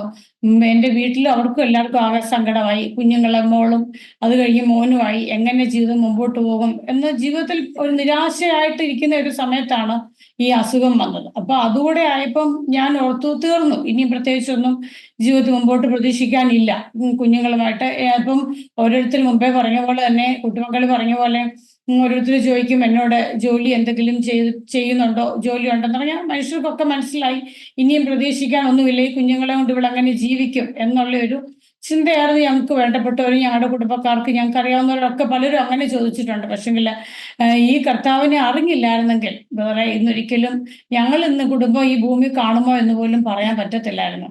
ഈ കർത്താവിനെ അറിഞ്ഞുകൊണ്ട് കുഞ്ഞുങ്ങളും ഞാൻ എപ്പോഴും കളിയാക്കിയൊക്കെ ആദ്യമൊക്കെ പറയുമായിരുന്നു. 2000 മുതൽ 2008 വരെ ഉള്ള വെഡിങ് ആനിവേഴ്സറി വരുമ്പോൾ ആദ്യമൊക്കെ കളിയാക്കി പറയുമായിരുന്നു, 8 വർഷം കട്ട് ചെയ്തിട്ട് ബാക്കി കണക്ക് കൂട്ടിയാൽ മതിയെന്ന്. അന്ന് പറഞ്ഞ പോലെ തന്നെ ഒന്നും ഞങ്ങൾക്ക് ഓർത്തു വെക്കാൻ നല്ലതെന്ന് പറയാനായിട്ട് സന്തോഷമുള്ള ഒരു നിമിഷം പോലും ഞങ്ങളുടെ ജീവിതത്തിൽ ഇല്ലായിരുന്നു. പക്ഷെ കർത്താവിൽ ആശ്രയിച്ചു, കർത്താവിന്റെ കൃപയാൽ ഇത് അറിഞ്ഞ് അന്ന് മുതൽ ഇന്ന് വരെ പറയുവാണെങ്കിൽ എത്രയൊക്കെ നഷ്ടപ്പെട്ടോ അതിൻ്റെയൊക്കെ എത്രയോ ഇരട്ടി മടങ്ങ് കർത്താവ് സന്തോഷം തന്നു, സമാധാനം തന്നു. കുഞ്ഞുങ്ങളുടെയൊക്കെ ജീവിതത്തിലൊക്കെ ഇത്രയും നന്മ ഉയർച്ചയൊക്കെ ഉണ്ടാവാനായിട്ട് ഒരു യോഗ്യതയും ഇല്ലായിരുന്നു, ഒരു കഴിവും പറയാനില്ലായിരുന്നു. ഈ യേശു തന്നതല്ലാതെ, കർത്താവിനെ അറിഞ്ഞ് അവന്റെ കൃപയൊന്നല്ലാതെ ഞങ്ങളുടെ ജീവിതത്തിൽ ഒന്നും പറയാനില്ല. സമാധാനം ഇല്ലാത്തടത്തൊന്നും സന്തോഷം തന്നു. കുടുംബജീവിതത്തിൽ സന്തോഷമാക്കി, കുഞ്ഞുങ്ങളെ തലമുറകളെ മാനിച്ചു. എല്ലാ മഹത്വവും കർത്താവിന്.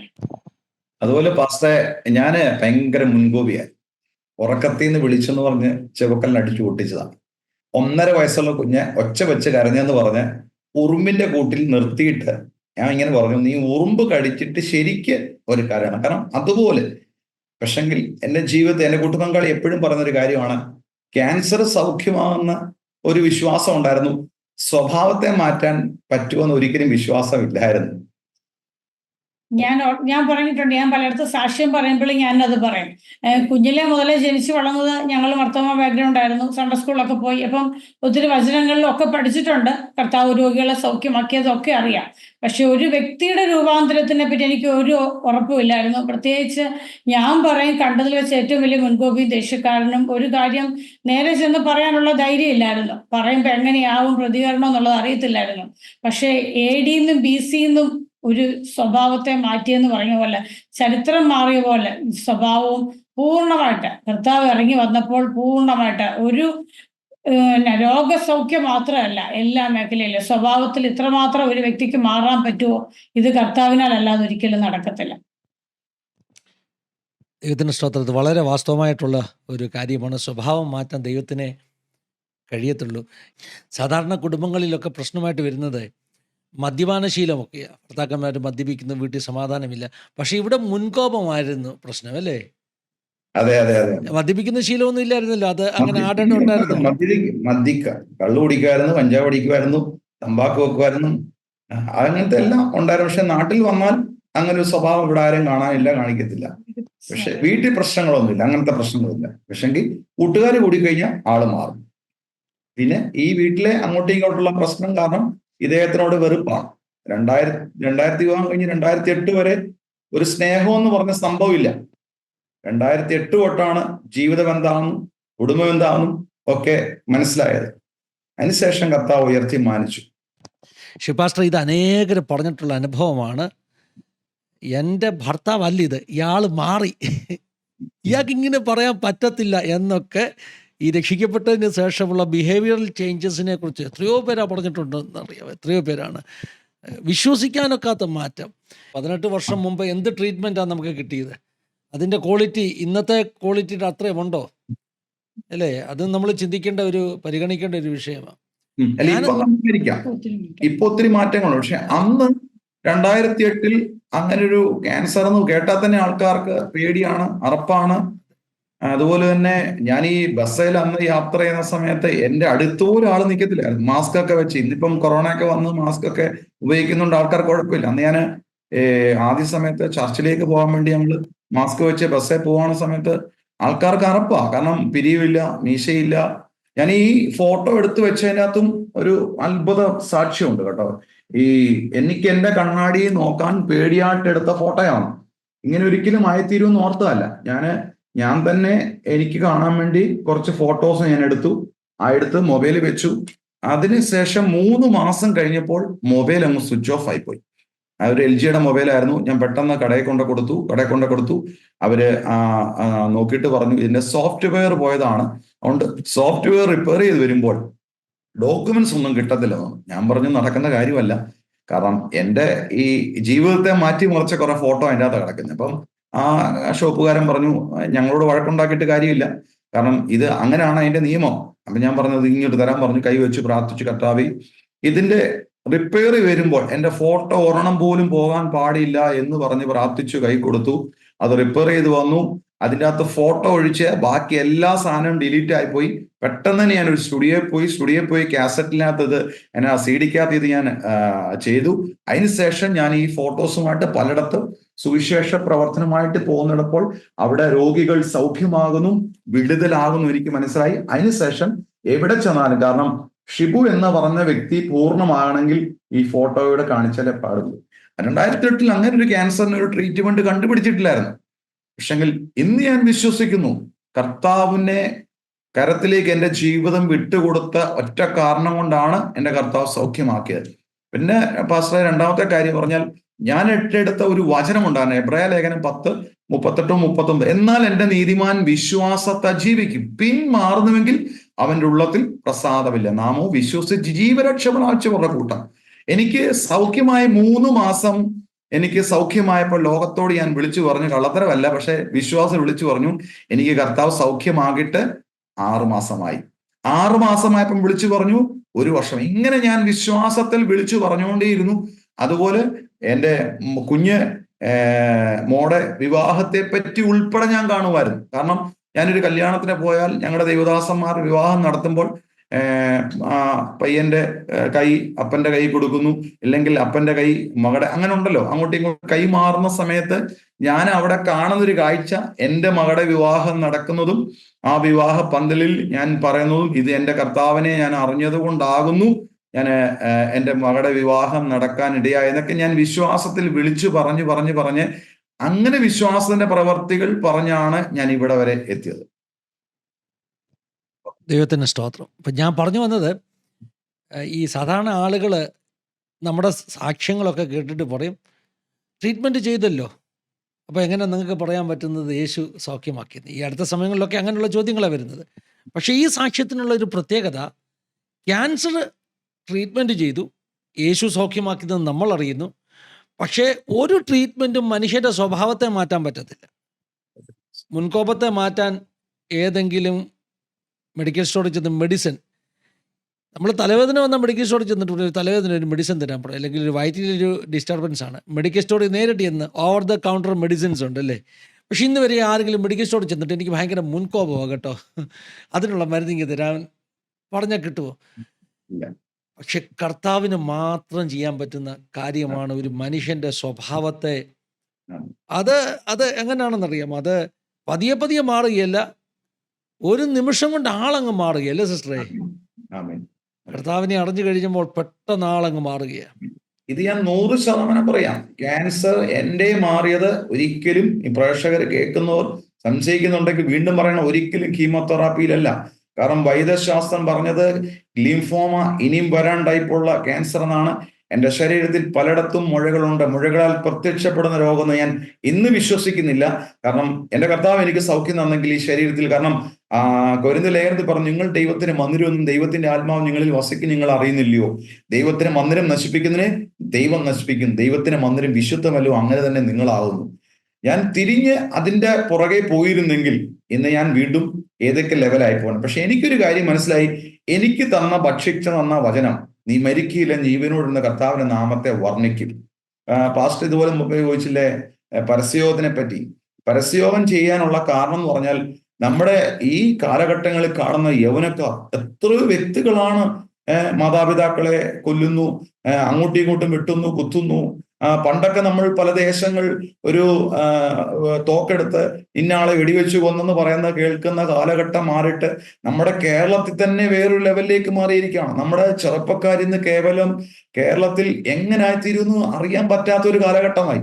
അതുകൊണ്ട് എനിക്കറിയാം, എൻ്റെ മദ്യത്തിന്റെ അസക്തി ആകുന്നു എന്നെ ഇങ്ങനെ കൊണ്ടുവന്നത്. കാരണം എന്റെ കുടുംബജീവിതത്തിൽ തകർച്ചയുണ്ടായത്, ഞാൻ എന്റെ ഭാര്യയെ സ്നേഹിക്കാതെ വേറൊരു തലത്തിലേക്ക് പോയത്, ബോംബെയിലും അല്ലെങ്കിൽ ഗൾഫിലും ഒക്കെ ഞാൻ ജോലി ചെയ്യുന്ന സമയത്ത് ഞാൻ പോയത്, എനിക്ക് ഈ സ്നേഹത്തെക്കാട്ടി വേറൊരു സ്നേഹം തരുന്ന മദ്യമുണ്ടായിരുന്നു, മയക്കുമരുന്നുണ്ടായിരുന്നു, ആ ഒരു തലമായിരുന്നു.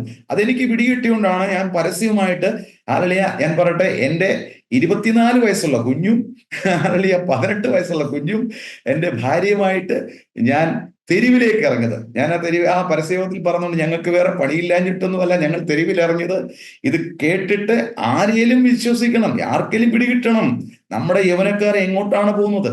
ഒന്ന്. രണ്ടാമത്തെ കാര്യം, ഞാൻ എന്റെ കുഞ്ഞുങ്ങളെ കൂടെ പഠിപ്പിക്കുവാണ്. കാരണം അവരൊരു വിവാഹം ചെയ്ത് ഒരു കുടുംബജീവിതം നയിക്കുമ്പോൾ അവർ കർത്താവിനെ, എനിക്കാണ് എൻ്റെ ജീവിതത്തിൽ ഉണ്ടായ സാക്ഷ്യം, എനിക്കാണ് ഉണ്ടായത്. അവരുടെ ജീവിതത്തിലും പല സാക്ഷ്യങ്ങൾ ഉണ്ടാകുമ്പോൾ അവരവരുടെ മക്കളെ വളർത്തുമ്പോൾ, കാരണം അവരുടെ ജീവിതത്തിൽ അവർക്ക് ക്രിസ്തുവിനെ പഠിപ്പിക്കുവാനും അല്ലെ ക്രിസ്തു ആരാന്നും അവർക്ക് പറയാനിടയാവും. അതുകൊണ്ടാണ് ഞാൻ തെരുവിലിറങ്ങി പരസ്യയോഗങ്ങൾ ചെയ്യുന്നത്. ഇനി മുമ്പോട്ട് കർത്താവ് അനുഭവിക്കുന്ന എത്രയോ വർഷമുണ്ടോ അതെല്ലാം, എനിക്ക് ഏറ്റവും ഇഷ്ടമുള്ള കാര്യം എൻ്റെ സാക്ഷ്യങ്ങൾ പങ്കുവെക്കുക, മറ്റുള്ളവർക്ക് വേണ്ടി പ്രാർത്ഥിക്കാൻ പോവുക, അനേക രോഗികൾക്ക് വേണ്ടി പ്രാർത്ഥിക്കാൻ കർത്താവിന്റെ കൃപയാൽ ദൈവം സഹായിച്ചിട്ടുണ്ട്. അനേകർ സൗഖ്യമാകുന്നത് കണ്ടിട്ടുണ്ട്, അനേകം മദ്യപാനം മാറുന്നത് കണ്ടിട്ടുണ്ട്, കുടുംബജീവിതം തകർന്ന ഏത് ലെവലിലേക്ക് ചോദിച്ചാലും. മദ്യപാനം പറയുവാണോ അതെനിക്കറിയാം പറയാൻ, കുടുംബ തകർച്ചയുണ്ടോ അത് പറയാൻ അറിയാം, രോഗസൗഖ്യമുണ്ടോ അത് പറയാൻ അറിയാം, വിദ്യാഭ്യാസ തകർച്ചയാണോ അത് പറയാൻ അറിയാം. ഏതൊക്കെ തലത്തിലാണോ ഞാൻ തൊട്ടതും, ഞങ്ങൾ മഹിമ കണ്ട സാക്ഷികളാണ് അല്ലേ, അതിൻ്റെ അകത്തൂടെല്ലാം ഞങ്ങൾ കടന്നുപോയവരാണ്. ഞങ്ങൾ കണ്ടതും കേട്ടതും തൊട്ടതും രുചിച്ചതുമായ ഒരു കർത്താവ്. ഞാൻ പറയട്ടെ, ഈ ലോകത്തിൽ ഈ കർത്താവിനല്ലാതെ ആർക്ക് വിടിവിക്കാൻ സാധിക്കും? കൊറോണ കണ്ട സമയത്ത് ഞങ്ങൾ കണ്ടിട്ടുണ്ട്, 10 ലക്ഷം രൂപ വണ്ടിക്കകത്ത് വെച്ചിട്ട് പോലും ഒരു കുറ്റി ഓക്സിന് വേണ്ടി ഓടിക്കിടന്ന കാലഘട്ടം. പൈസയ്ക്ക് ഒന്നും വിടിവിക്കാൻ പറ്റത്തില്ല, അല്ലേ പാസ്റ്ററെ? തീർച്ചയായിട്ടും തീർച്ചയായിട്ടും. മെഡിക്കൽ സയൻസ് എത്ര വളർന്നാലും എത്ര ട്രീറ്റ്മെൻറ്റ് കിട്ടിയാലും കർത്താവ് തൊടാതെ ആർക്കും സൗഖ്യമാകാൻ പറ്റത്തില്ല. അങ്ങനെ ആയിരുന്നെങ്കിലേ ഈ കോടീശ്വരന്മാർ എത്രയോ പേര് നമ്മുടെ രാജ്യത്തുണ്ടല്ലേ, അവരൊക്കെ മരിക്കാതെ ജീവിക്കുമായിരുന്നല്ലോ. ആർക്കെങ്കിലും ഒരു ഇപ്പം എത്രയോ കോടീശ്വരന്മാർ നമ്മുടെ ഇന്ത്യയിൽ തന്നെ, ഈ അംബാനിയോടോ അഡാനിയോടോ ഒക്കെ പറയുക മരണം മാറ്റിവെക്കാനുള്ളൊരു ഒരു ഒരു മരുന്നുണ്ടെന്ന് പറഞ്ഞാൽ അവർ മുഴുവൻ പൈസയും കൊടുക്കത്തില്ലേ. അതെ. ഒരു മിനിറ്റ് പോലും കൂട്ടിവെക്കാൻ പറ്റാത്ത. നമ്മുടെ മൈക്കിൾ ജാക്സൺ എന്ന് പറഞ്ഞ അദ്ദേഹം എത്ര ഡോക്ടേഴ്സ് ആയിരുന്നു, ഓരോ അവയവങ്ങൾക്ക് വേണ്ടി ഓരോ ഡോക്ടറിനെ അപ്പോയിന്റ്മെന്റ് ചെയ്തിരിക്കുകയായിരുന്നു. പക്ഷെ പിടിച്ചു നിൽക്കാൻ സാധിച്ചു. 50-ാം വയസ്സിലാണെന്ന് തോന്നുന്നല്ലേ അകാലമൃത്യു എന്ന് പറയാം. കാരണം കാലമാകാതെ മരിച്ചെന്ന് മാത്രമല്ല, ഒരു ദാരുണമാകുന്ന കോൺട്രവേഴ്സിയിലാകുന്ന മരണം പലർക്കും അങ്ങനെ സംഭവിക്കുന്നത്. വാർത്തകളിലാണ് അവരുടെയൊക്കെ ഇടം. ലോകം മുഴുവൻ കാണുമ്പോൾ ഞെട്ടുകയാണ്. ലോകത്തിന് മുമ്പിൽ അത് ഉദാഹരണങ്ങളാണ്. എന്തായാലും ദൈവത്തിന് സ്തോത്രം. കർത്താവ് അനേക സ്ഥലങ്ങളിൽ സാക്ഷിയാക്കി നിർത്തുന്നല്ലോ. 2-3 പ്രാവശ്യം ശുഭ്രതർ ആവർത്തിച്ച് ഉപയോഗിച്ചൊരു പദമാണ് വചനം ഭക്ഷിക്കുക എന്ന പദം. വചനം ഭക്ഷിക്കുക. വചനം വളരെ ടേസ്റ്റ്ഫുള്ളാണ്. വചനം തേൻ പോലെ മധുരമുള്ളതാണ്. അത് ജീവിതത്തിൽ മാറ്റം വരുത്തുന്നതാണ്. ആ വാക്യം പറഞ്ഞപ്പോൾ എൻ്റെ ഓർമ്മയിൽ വേദപുസ്തകത്തിലെ ആ വചനങ്ങൾ ഓടി വന്നു. ജെറമ്യാവ് 15. ജെറമ്യാവ് പറഞ്ഞു, നിന്റെ വചനം കണ്ടെത്തി ഞാൻ ഭക്ഷിക്കുന്നു എന്ന് പറയുന്നു. യെഹെസ്കേൽ 3 പറയുന്നത് അവനോടൊരു പുസ്തകം, ഒരു സ്ക്രോള് തിന്നാൻ കൊടുക്കുകയാണ്. അത് അവൻ്റെ വായ്ക്ക് മധുരം, അവൻ്റെ വയറ്റിൽ ചെല്ലുമ്പോൾ അത് കയ്പാകുന്നു. വെളിപ്പാട് പുസ്തകത്തിൽ ഇതുപോലെ തന്നെ ഒരു രംഗം. വെളിപ്പാട് പുസ്തകത്തിലും വചനം ഭക്ഷിക്കാൻ കൊടുക്കുകയാണ്. വായ്ക്ക് മധുരം, വയറ്റിന് കയ്പ്. എന്താ ഇതിൻ്റെ അർത്ഥം? നമ്മൾ മനസ്സിലാക്കണം, ദൈവത്തിൻ്റെ വചനം നമ്മുടെ വായ്ക്ക് മധുരമാണ്. എന്നാൽ ജീവിതത്തിൽ ആ വചനം ചെല്ലുമ്പോൾ അത് ചെയ്യുന്ന ക്രിയയുണ്ടല്ലോ, ആ ക്രിയ ഭയങ്കര ശുദ്ധീകരണത്തിൻ്റെ ക്രിയയാണ്. ദൈവവചനത്തിന് വേണ്ടി നിൽക്കുക എന്ന് പറഞ്ഞാൽ എളുപ്പമുള്ള കാര്യമല്ല. അത് പലപ്പോഴും നിന്ദയുടെയും പരിഹാസത്തിൻ്റെയും കയ്പിൻ്റെയും അനുഭവങ്ങളെ അല്ലേ ഷിബുറേ? ഷിബുറിന് സൗഖ്യം കിട്ടിയെന്ന് പറഞ്ഞാൽ പോലും ഈ തെരുവിൽ നിന്ന് പ്രസംഗിക്കുമ്പോൾ അല്ലെങ്കിൽ ഒരു ഉപദേശിയെ പോലെ പെരുമാറുമ്പോൾ ആരെങ്കിലുമൊക്കെ പറയും, എന്തിനാ ഷിബു, ഇതിൻ്റെ വല്ല ആവശ്യമുണ്ടോ? അല്ല, എന്റെ കുടുംബത്തിൽ നിന്ന് തന്നെ എനിക്കൊരു ചോദ്യം വന്നായിരുന്നു. 24 വയസ്സുള്ള കുഞ്ഞിനെയും കൊണ്ട് നിനക്ക് നാണമില്ലേ? തെരുവിൽ പോയി നീ കഞ്ചാവ് അടിച്ചെന്നും കള്ളു കുടിച്ചെന്നും ഒക്കെ പറയാൻ നിനക്ക് നാണമില്ലേ? പക്ഷെങ്കിൽ കർത്താവ് വിടുവിച്ചപ്പോൾ ആ വിടുതൽ പറയാതിരിക്കാൻ സാധിക്കുമോ? കാരണം നമ്മുടെ സാക്ഷ്യങ്ങൾ കേട്ട് നമുക്കല്ല, എന്റെ സാക്ഷി എനിക്കല്ല മറ്റുള്ളവർക്ക് പറയാൻ സാധിക്കുമോ? ശരിയല്ലേ? അതാ വചനത്തിന്റെ അർത്ഥം. ദൈവവചനം അനുസരിക്കുമ്പോൾ നമുക്ക് ഒത്തിരി പ്രതികൂലങ്ങളിലൂടെ കടന്നു പോകേണ്ടി വരും. പക്ഷേ ഈ അറിഞ്ഞ കർത്താവിനെ വിടാൻ പറ്റുമോ? ഇല്ല, ഒരിക്കലും. നമ്മുടെ ജീവിതത്തിൽ മണ്ണോട് മണ്ണായി ചേരേണ്ടടുത്ത് വിടുവിച്ച് നിർത്തിയ കർത്താവിനെ നമുക്ക് മറക്കാൻ പറ്റുമോ? എന്റെ ഫാദർ എന്നെ ഒത്തിരി സ്നേഹിച്ചൊരു വ്യക്തിയായിരുന്നു. 2008 ഈ സൗഖ്യം വന്ന് ഞാൻ സഭയിലേക്ക് കടന്നു പോകുമ്പോൾ എന്നോട് പറഞ്ഞു, നിനക്ക് കർത്താവ് സൗഖ്യമൊക്കെ തന്നു, ശരിയാണ്, പക്ഷെങ്കിൽ നീ സഭ വിട്ടു പോകരുത്. സഭ വിട്ടു പോയി കഴിഞ്ഞാൽ എൻ്റെ സ്വത്തുകളൊക്കെ മറ്റു മക്കൾക്ക് ഞാൻ കൊടുക്കും എന്ന് എന്നോട് പറഞ്ഞു. അപ്പം സത്യം പറഞ്ഞാൽ എനിക്ക് തന്നെ അറിയത്തില്ലായിരുന്നു ഞാൻ എങ്ങോട്ടാണ് പോകേണ്ടത്. കാരണം സഭയിൽ പോകണോ, ഞാൻ ആയിരുന്നിടത്ത് പോകണോ, എനിക്ക് വലിയൊരു ചോദ്യചിഹ്നമാണ്. കാരണം ഞാൻ പപ്പായെ എതിർത്തൊന്നും സംസാരിച്ചിട്ടില്ല അന്നും. പക്ഷെങ്കിൽ കർത്താവ് എന്നോട് ഇടപെട്ടൊരു കാര്യമാണ്. ഞാൻ 2008 MRI സ്കാൻ എടുക്കാൻ വേണ്ടി ആ തിയേറ്ററിന്റെ അകത്തോട്ട് പോകുമ്പോൾ കയ്യും കാലും ടാഗ് ചെയ്തിട്ട് MRI എടുക്കുമ്പോൾ നമ്മൾ ശകലം പോലും അനങ്ങാൻ പാടില്ല. അങ്ങനെ ടാഗ് ചെയ്തിട്ട് ആ ടണലിലേക്ക് കയറ്റി വിടുക. അപ്പം സത്യം പറഞ്ഞാൽ ബോൺ മാരേജ് ചെയ്തു അന്ന് തന്നെ ഓപ്പൺ സർജറി ചെയ്ത് ഒരു 10-28 എത്രാന്ന് ഞാൻ ഓർമ്മയില്ല, ആ സ്റ്റിച്ചുകൾ ഉണ്ട്. അങ്ങനെ ഞാൻ മൊത്തം ടയർഡാ. അങ്ങനെ പിന്നെ ആ ടണലിലേക്ക് ഇടുമ്പോൾ അവിടുത്തെ ടെമ്പറേച്ചർ എന്ന് പറഞ്ഞാൽ എൻ്റെ ആരോഗ്യക്കുറവുകൊണ്ട് ഭയങ്കര ഷിവറിങ് ആണ്. അവിടെ എന്നെ അങ്ങോട്ട് കയറ്റി കഴിഞ്ഞപ്പോൾ ഡോക്ടറെ, നേഴ്സ്, എൻ്റെ വൈഫ്, എൻ്റെ മാതാപിതാക്കൾ ആരുമില്ല. ഞാനും ആ റൂമും ആ ടണൽ മാത്രമേ ഉള്ളൂ. അപ്പം അതുകൊണ്ട് കയറി പോകുമ്പോൾ ഞാൻ കേട്ടൊരു സ്വരം, ഇന്ന് എനിക്ക് വിശ്വസിക്കുന്നു, ഞാൻ നിന്നെ ഒരു നാളും കൈവിടത്തില്ല, ഞാൻ നിന്നെ ഉപേക്ഷിക്കത്തില്ല. ആ ഒരു സ്വരം എന്നെ ഭയങ്കരമായിട്ട് ബലപ്പെടുത്തി. ഞാൻ എൻ്റെ പപ്പാട് പറഞ്ഞു, ഈ ഭൂമിയിലെ അപ്പൻ എനിക്കൊന്നും തന്നില്ലേലും ഒരു കുഴപ്പമില്ല, സ്വർഗത്തിൽ അപ്പൻ എനിക്ക് തരും, അത് മതിയെന്ന് പറഞ്ഞു. ദേവദാസ, ഞാൻ ഉറപ്പായിട്ട് പറയട്ടെ, ആ ഒരു വാക്കാന്ന് പറയുമ്പോൾ അതിൽ എത്രത്തോളം ഡീപ്പ് ഉണ്ടെന്ന് എനിക്കറിയത്തില്ലായിരുന്നു.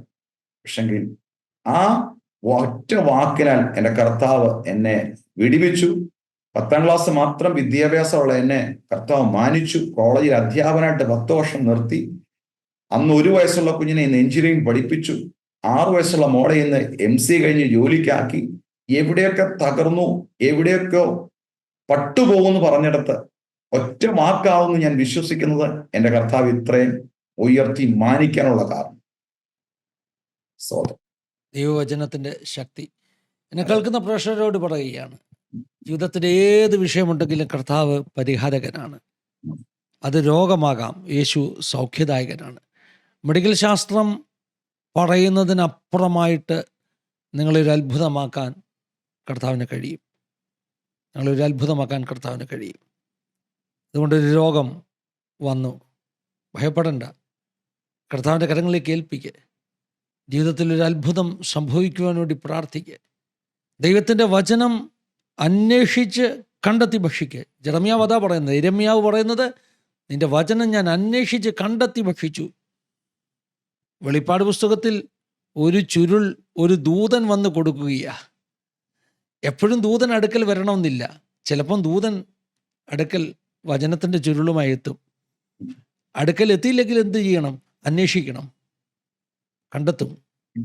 അങ്ങനെ വചനം പറയുന്നത്. ദൈവം തൻ്റെ വചനത്താൽ നമ്മെ വിടുവിക്കും. രണ്ടാമത്, കുടുംബജീവിതത്തിലെ പ്രശ്നങ്ങളില്ലേ, ചിലപ്പം ഭർത്താവും ഭാര്യയും ഒക്കെ നല്ല സ്വഭാവമുള്ളവരായിരിക്കും. പക്ഷേ കുടുംബത്തിനകത്ത് 1 പറഞ്ഞ് 2 പറഞ്ഞ് വഴക്കെ അങ്ങോട്ടും ഇങ്ങോട്ടും കണ്ടുകൂടാ. അപ്പം നമ്മൾ തന്നെ ചിന്തിക്കുക, എൻ്റെ കുടുംബത്തിൽ എന്താ ഇങ്ങനെ സംഭവിക്കുന്നത്? ആരും മോശക്കാരായിട്ടല്ല. ഇപ്പം നമ്മുടെ ആരുടെയും കുടുംബത്തിൽ പ്രശ്നം ഉണ്ടാകാൻ നമുക്ക് ആഗ്രഹമുണ്ടോ? ഇല്ല. നന്നായിട്ട് പോകണമെന്നല്ലേ ആഗ്രഹം. പക്ഷേ നമ്മുടെ കൺട്രോളിന് പുറത്ത് എന്തൊക്കെയോ കുടുംബത്തിൽ സംഭവിക്കുന്നു. നമ്മൾ മനസ്സിലാക്കണം, ഈ കുടുംബങ്ങളുടെ സമാധാനം ഇഷ്ടമില്ലാത്ത അന്ധകാര ശക്തികളുണ്ട്. ക്യാൻസർ വന്നു, ചെറുകുടൽ മുറിച്ചു മാറ്റി. പക്ഷേ യേശു അതോടൊപ്പം തന്നെ ജീവിതത്തിലെ ഒരു മുൻകോപത്തിൻ്റെ സ്വഭാവത്തെ അങ്ങ് എടുത്തു മാറ്റി. അങ്ങനെ ഒരു രൂപാന്തരം നിങ്ങളുടെ ഭർത്താവിന് ഭാര്യയ്ക്കൊക്കെ ദൈവം ചെയ്യാൻ വിശ്വസ്തനാണ്. ഷിബ്രർ എന്തോ പറയാൻ വരികയാണല്ലോ. അത് പറയുമ്പോൾ തന്നെ വൈദ്യശാസ്ത്രം 3 മാസം എന്നോട് പറഞ്ഞുള്ളൂ. ഞാൻ വീണ്ടും അതിനെ വേരൂന്നിയാണ് സംസാരിക്കുന്നത്. കാരണം അതെനിക്കറിയാം, 3 മാസം മാത്രം ഈ ജീവിച്ചൊക്കെയുള്ളൂ. കാരണം ആ കുടലിലുണ്ടായിരുന്ന മുഴകൾ പൊട്ടിപ്പോയിരുന്നെങ്കിൽ മൊത്തം തീർന്നു പോകും. പിന്നെ അതിന്റെ ട്രീറ്റ്മെന്റിന്റെ കാര്യവും അങ്ങനെ ആയിരത്തൊന്നും എൻ്റെ കർത്താവ് എന്നെ സൗഖ്യമാക്കി. ഒരിക്കലും മറച്ചു വെക്കാനോ അത് താഴ്ത്തി പറയാനോ പറ്റത്തില്ല. ഒറ്റ കാരണം, കർത്താവ് തൊട്ടതുകൊണ്ട് മാത്രമാണ് ഞാൻ ഇന്ന് 18 വർഷത്തോളം ആയുസ്സും ആരോഗ്യത്തോടെ നിൽക്കുന്നത്. അന്ന് 40 കിലോ ആയിരുന്ന ഞാൻ ഇന്ന് 90 കിലോ ഉണ്ട്. 65 കിലോ ആയിരുന്ന ഞാൻ മെലിഞ്ഞ് 40 കിലോ ആയി. 40 കിലോ ആയിരുന്ന ഇന്ന് 90 കിലോ ഉണ്ട്. ദൈവത്തിന്റെ വിടുതൽ ദൈവം സഹായിക്കട്ടെ, അനുഗ്രഹിക്കട്ടെ. വിട്ടുപോയി എന്തെങ്കിലും ഉണ്ടെങ്കിൽ ആഡ് ചെയ്ത് പറയാം കേട്ടോ. ജീവിതാനുഭവങ്ങളാകാം, കർത്താവ് നടത്തിയ വിധങ്ങളാകാം, രണ്ടുപേർക്കും പറയാം. എന്തെങ്കിലും ആഡ് ചെയ്യാനുണ്ടെങ്കിൽ. ഞങ്ങൾക്ക് പ്രേക്ഷകരോടൊരു കാര്യം മാത്രം പറയാനുള്ള, ഇന്ന് ചെറിയൊരു കാര്യത്തിന് വേണ്ടി ആത്മഹത്യന്റെ ഒരു പ്രവണത കാണാറുണ്ട്. ആത്മഹത്യ ഒന്നിനൊരു പരിഹാരമല്ല. കർത്താവായ യേശു ക്രിസ്തുവിൽ വിശ്വസിക്കുന്നുവെങ്കിൽ നീയും നിന്റെ കുടുംബവും രക്ഷപ്പെടും. ഞങ്ങൾ കർത്താവായ യേശു ക്രിസ്തുവിൽ വിശ്വസിച്ചത് കൊണ്ടാണ് ഞങ്ങളുടെ കുടുംബം അനുഗ്രഹിക്കപ്പെട്ടത്. കാരണം അതിനുവേണ്ടി സമയമെടുക്കും. എബ്രാം പിതാവിനോട് പറഞ്ഞ പോലെ, വാഗ്ദത്ത വിഷയം പ്രാപിപ്പാൻ ഞാൻ നിന്നെ അനുഗ്രഹിക്കും, ഞാൻ നിന്നെ വർദ്ധിപ്പിക്കും. ആ വാഗ്ദത്ത വിഷയം പ്രാപിപ്പാൻ ദീർഘക്ഷമ ഉണ്ടാകണം. 2008 സൗഖ്യമായപ്പോൾ തന്നെ ഇന്നും ഈ ലെവലൊന്നും ആയില്ല. ഒത്തിരി പ്രതികൂലങ്ങൾ ഉണ്ടായിരുന്നു, പ്രശ്നങ്ങൾ ഉണ്ടായിരുന്നു. അതിന് മധ്യത്തിൽ കൂടെ കടന്നുപോയി. പക്ഷെങ്കിൽ ഒരു കൃഷിക്കാരൻ തന്നെ മുൻമഴയ്ക്കും പിന്മഴയ്ക്കും കാത്തിരിക്കുന്ന പോലെ കാത്തിരിക്കണമെന്ന് യാക്കോബ് ലേഖനത്തിൽ പറയുന്ന പോലെ അങ്ങനെ കാത്തിരുന്ന് ദൈവസ്ഥനിരുന്ന് പ്രാർത്ഥിച്ചിരുന്നപ്പോഴാണ് എൻ്റെ ജീവിതത്തിൽ, കുഞ്ഞുങ്ങളുടെ ജീവിതത്തിൽ വിടുതലുകൾ നടന്നത്. അതുകൊണ്ട് ഇന്ന് ആരെയും കടമായിരിക്കാം, രോഗമായിരിക്കാം, മറ്റൊരു വിഷയങ്ങളായിരിക്കാം, എൻ്റെ ജീവിതത്തിൽ എന്തുകൊണ്ട് ഇത് സംഭവിച്ചു, എൻ്റെ ജീവിതത്തിൽ ഇനി മാറുമോ എന്ന് ഭാരപ്പെടുന്നുണ്ടെങ്കിൽ, ദീർഘക്ഷമയോടെ ഇരിക്കുന്നുവെങ്കിൽ നമ്മുടെ ജീവിതത്തിൽ വിടുതലുകൾ കാണും. ദിവസങ്ങൾ എടുത്തെന്നിരിക്കാം, പക്ഷെ കാണുക തന്നെ ചെയ്യും. ദൈവത്തിന് സ്തോത്രം. ഞാനും ഒരു കാര്യം പറയട്ടെ. പാസ്റ്റർ പറഞ്ഞുകൊണ്ട് കുടുംബജീവിതത്തിൽ സമാധാനമില്ലാത്ത ഒത്തിരി കുടുംബങ്ങൾ, ഞാൻ അവസ്ഥയിലൂടെ കടന്നുപോയ എൻ്റെ ഒരു അനുഭവം വെച്ച് പറയുവാണെങ്കിൽ, പെട്ടെന്ന് മുൻകോപി ആയതുകൊണ്ട് എനിക്ക് നേരിട്ടൊരു കാര്യം പറയാൻ എനിക്ക് പലപ്പോഴും ധൈര്യം കാണത്തില്ല, എങ്ങനെയായിരിക്കും പ്രതികരിക്കുന്നത്. പക്ഷെ ഞാൻ ആ സമയങ്ങളിലൊക്കെ ഞാൻ പ്രാർത്ഥിക്കുമായിരുന്നു. തുടക്ക സമയം ഇത്രയും ഇങ്ങനെ ഒരു പ്രാർത്ഥനാ ജീവിതമൊക്കെ കുറവായിരുന്നു. പക്ഷെ എന്നാലും എനിക്കറിയാവുന്ന രീതിയിൽ ഞാൻ പ്രാർത്ഥിക്കും, കർത്താവേ എനിക്ക് ഇന്ന കാര്യം എനിക്ക് നേടണം, ഇല്ല ഇന്ന ഒരു ആവശ്യമുണ്ട്, എൻ്റെ കാര്യം ഞാൻ സിമ്പിളായിട്ട് ഞാൻ അതുപോലെ ഞാൻ പറയും. പക്ഷെ അത് പല പ്രാവശ്യം പ്രാർത്ഥിച്ചു കഴിയുമ്പോൾ കർത്താവ് അത്, ഞാൻ അങ്ങോട്ട് കൂട്ടുപങ്കാളിയോട് ആവശ്യപ്പെടേണ്ട, പക്ഷെ എന്നോട് അതേ കാര്യം ഇങ്ങോട്ട് പറയും. അങ്ങനെ ഒരു വ്യക്തിയുടെ സ്വഭാവം മാറ്റി നമ്മുടെ ആവശ്യങ്ങൾ നമ്മൾ നിർബന്ധിച്ച് സാധിക്കാതെ കർത്താവിനോട് പറയുവാണെങ്കിൽ അത് കർത്താവ് നമ്മൾ പോലും ചോദിക്കാതെ നമുക്ക് വേണ്ടിയിട്ട് തരും. ദൈവത്തിന് സ്തോത്രം. ഷുബ്രേ, ഈ സാക്ഷ്യം നമ്മളിങ്ങനെ പറയുമ്പോൾ തന്നെ ഞാൻ പരിശുദ്ധാത്മാവിൽ ഒരു കാര്യം സെൻസ് ചെയ്യുക കേട്ടോ. നിങ്ങളുടെ സാക്ഷ്യങ്ങൾ, പ്രത്യേകിച്ചും ഈ ഒരു ടെസ്റ്റ് മണി കേൾക്കുമ്പോൾ അനേക കുടുംബങ്ങളിൽ അതൊരു വിടുതലാവും. ആമേൻ. പ്രത്യേകിച്ചും ഈ ഇന്നത്തെ ചെറുപ്പക്കാരുടെ ഇടയിലൊക്കെ കുടുംബജീവിതത്തിൽ ഒത്തിരി പ്രശ്നങ്ങളുണ്ട് ഷുബ്രേ. പ്രത്യേകിച്ചും അവർ അടുത്ത സ്റ്റെപ്പായിട്ട് ഡിവോഴ്സ് എന്നാണ് ചിന്തിക്കുന്നത്. ഇപ്പം പ്രിയപ്പെട്ട സഹോദരി ചെയ്തതുപോലെ 8 വർഷമൊന്നും ആരും പിടിച്ചിരിക്കത്തില്ല, അന്നേരം ഡിവോഴ്സ് എന്നാ. പക്ഷെ ഇന്ന് പരിശുദ്ധാത്മാവ് എന്നോട് സംസാരിക്കുന്നു, നിങ്ങളുടെ ഭർത്താവിൻ്റെ, നിങ്ങളുടെ ഭാര്യയുടെ സ്വഭാവത്തെ മാറ്റാൻ ദൈവത്തിന് കഴിയും. നിങ്ങളിപ്പോൾ ഒരു വലിയ സ്പിരിച്വൽ ജൈൻ്റ്, വലിയ പ്രാർത്ഥനക്കാരി, ഉപവാസക്കാരത്തി ഒന്നും ആകണമെന്നൊന്നുമില്ല. പ്രിയപ്പെട്ട സിസ്റ്റർ പറഞ്ഞതുപോലെ വളരെ നിശബ്ദമായ ഹൃദയത്തിലൊരു തേങ്ങൽ, എൻ്റെ കർത്താവേ എന്നെ സഹായിക്കണം, എൻ്റെ കുടുംബത്തെ റീസ്റ്റോർ ചെയ്യണം, എൻ്റെ ഭർത്താവിനെ മാറ്റണം, ഭർത്താവിൻ്റെ ആ ഒരു സ്വഭാവം മാറ്റണം, അല്ലെങ്കിൽ ഭാര്യയുടെ സ്വഭാവം, എങ്ങനെയും ആകാം അല്ലേ, 2 രീതിയിലും ആകാം, നമുക്കൊരു ഭാഗം മാത്രമല്ല. കർത്താവ് ചില കുടുംബങ്ങളെ ഈ സന്ദേശത്തിലൂടെ തൊടട്ടെ എന്ന് ഞങ്ങൾ പ്രാർത്ഥിക്കുകയാണ്. കർത്താവ് ചില കുടുംബങ്ങളെ തൊടട്ടെ. നമ്മൾ പ്രിയപ്പെട്ട ഷുബ്ര നിങ്ങൾക്ക് വേണ്ടി പ്രാർത്ഥിക്കാൻ പോവുക. എല്ലാവരും ചേർന്നൊന്ന് പ്രാർത്ഥിക്കാൻ പറ്റുമോ? നിങ്ങൾ ഈ വീഡിയോ കാണുമ്പോൾ ഇതൊരു കേവലം ഒരു സാക്ഷ്യം പറഞ്ഞു തീർന്നു എന്ന് പറഞ്ഞ് പോകാതെ, രോഗികൾ സൗഖ്യമാകണം. യേശു സൗഖ്യദായകനാ. എത്ര മാരകമായ രോഗവും യേശു സൗഖ്യമാക്കും. ചെറുകുടൽ മുറിച്ച് കളഞ്ഞാൽ, പ്രത്യേകിച്ച് ഒരു നീളമുള്ള പോർഷൻ മുറിച്ച് കളഞ്ഞാൽ അത് ഡൈജഷൻ ഇഷ്യൂസ് ഉണ്ടാക്കും. ബൗൾ മൂവ്മെൻറ്റ് സ്പീഡിലാക്കും. ബൗൾ മൂവ്മെൻറ്റ് സ്പീഡിലാക്കും എന്ന് പറഞ്ഞാൽ നമ്മുടെ ഉള്ള ചെറുകുടലിൻ്റെ നീളം കുറയുമ്പോൾ വേഗത്തിൽ ആ ഒരു ചെറുകുടൽ തീരുന്നത് കൊണ്ട് പിന്നെ അത് ഈ എന്താ പറയുന്നത്, മലശോധന, അതിന് പ്രശ്നങ്ങളുണ്ടാക്കും. അതാ ഷുബ്ര പറഞ്ഞതിൻ്റെ അർത്ഥം. പക്ഷേ കർത്താവ് നൽകുന്ന സൗഖ്യത്തിൽ അങ്ങനെയൊന്നുമില്ല കേട്ടോ. മെഡിക്കൽ സയൻസിന് അപ്പുറമായ സൗഖ്യം കർത്താവ് നമുക്ക് ഓരോരുത്തർക്കും വെളിപ്പെടുത്താൻ വിശ്വസിച്ചു. ചിലർ സൗഖ്യമാകട്ടെ എന്ന് എംഫസൈസ് ചെയ്ത് പറയുക. ചില കുടുംബങ്ങൾ റീസ്റ്റോർ ആകട്ടെ. ചില കുഞ്ഞുങ്ങളെ നോക്കി പരിശുദ്ധാത്മ പറയുക. ചില ചെറുപ്പക്കാരെ നോക്കി പറയുക, നിങ്ങളുടെ ജീവിത പങ്കാളി ദൈവം നിങ്ങൾക്ക് നൽകിയതാണ്. കുറവുകളുണ്ടാകാം, മുൻകോപക്കാരനാകാം, മുൻകോപക്കാരിയാകാം. പക്ഷേ ഒരു നിമിഷം കൊണ്ട് വ്യക്തിയെ മാറ്റുവാൻ കർത്താവിന് കഴിയും. ഒന്ന് പ്രാർത്ഥിക്കാൻ പറ്റുമോ? നിങ്ങളുടെ അടുത്തുള്ള ചർച്ച് എവിടെയാണ്? ഒന്ന് പോയിട്ട് അവിടുത്തെ പാസ്റ്ററോടൊന്ന് സംസാരിച്ചിട്ട്, ഇന്ന ചർച്ച് എന്നൊന്നും ഞാൻ പറയുന്നില്ല കേട്ടോ. ഒത്തിരി ഡിനോമിനേഷൻസ്, ഒത്തിരി ചർച്ചുകളുണ്ട്.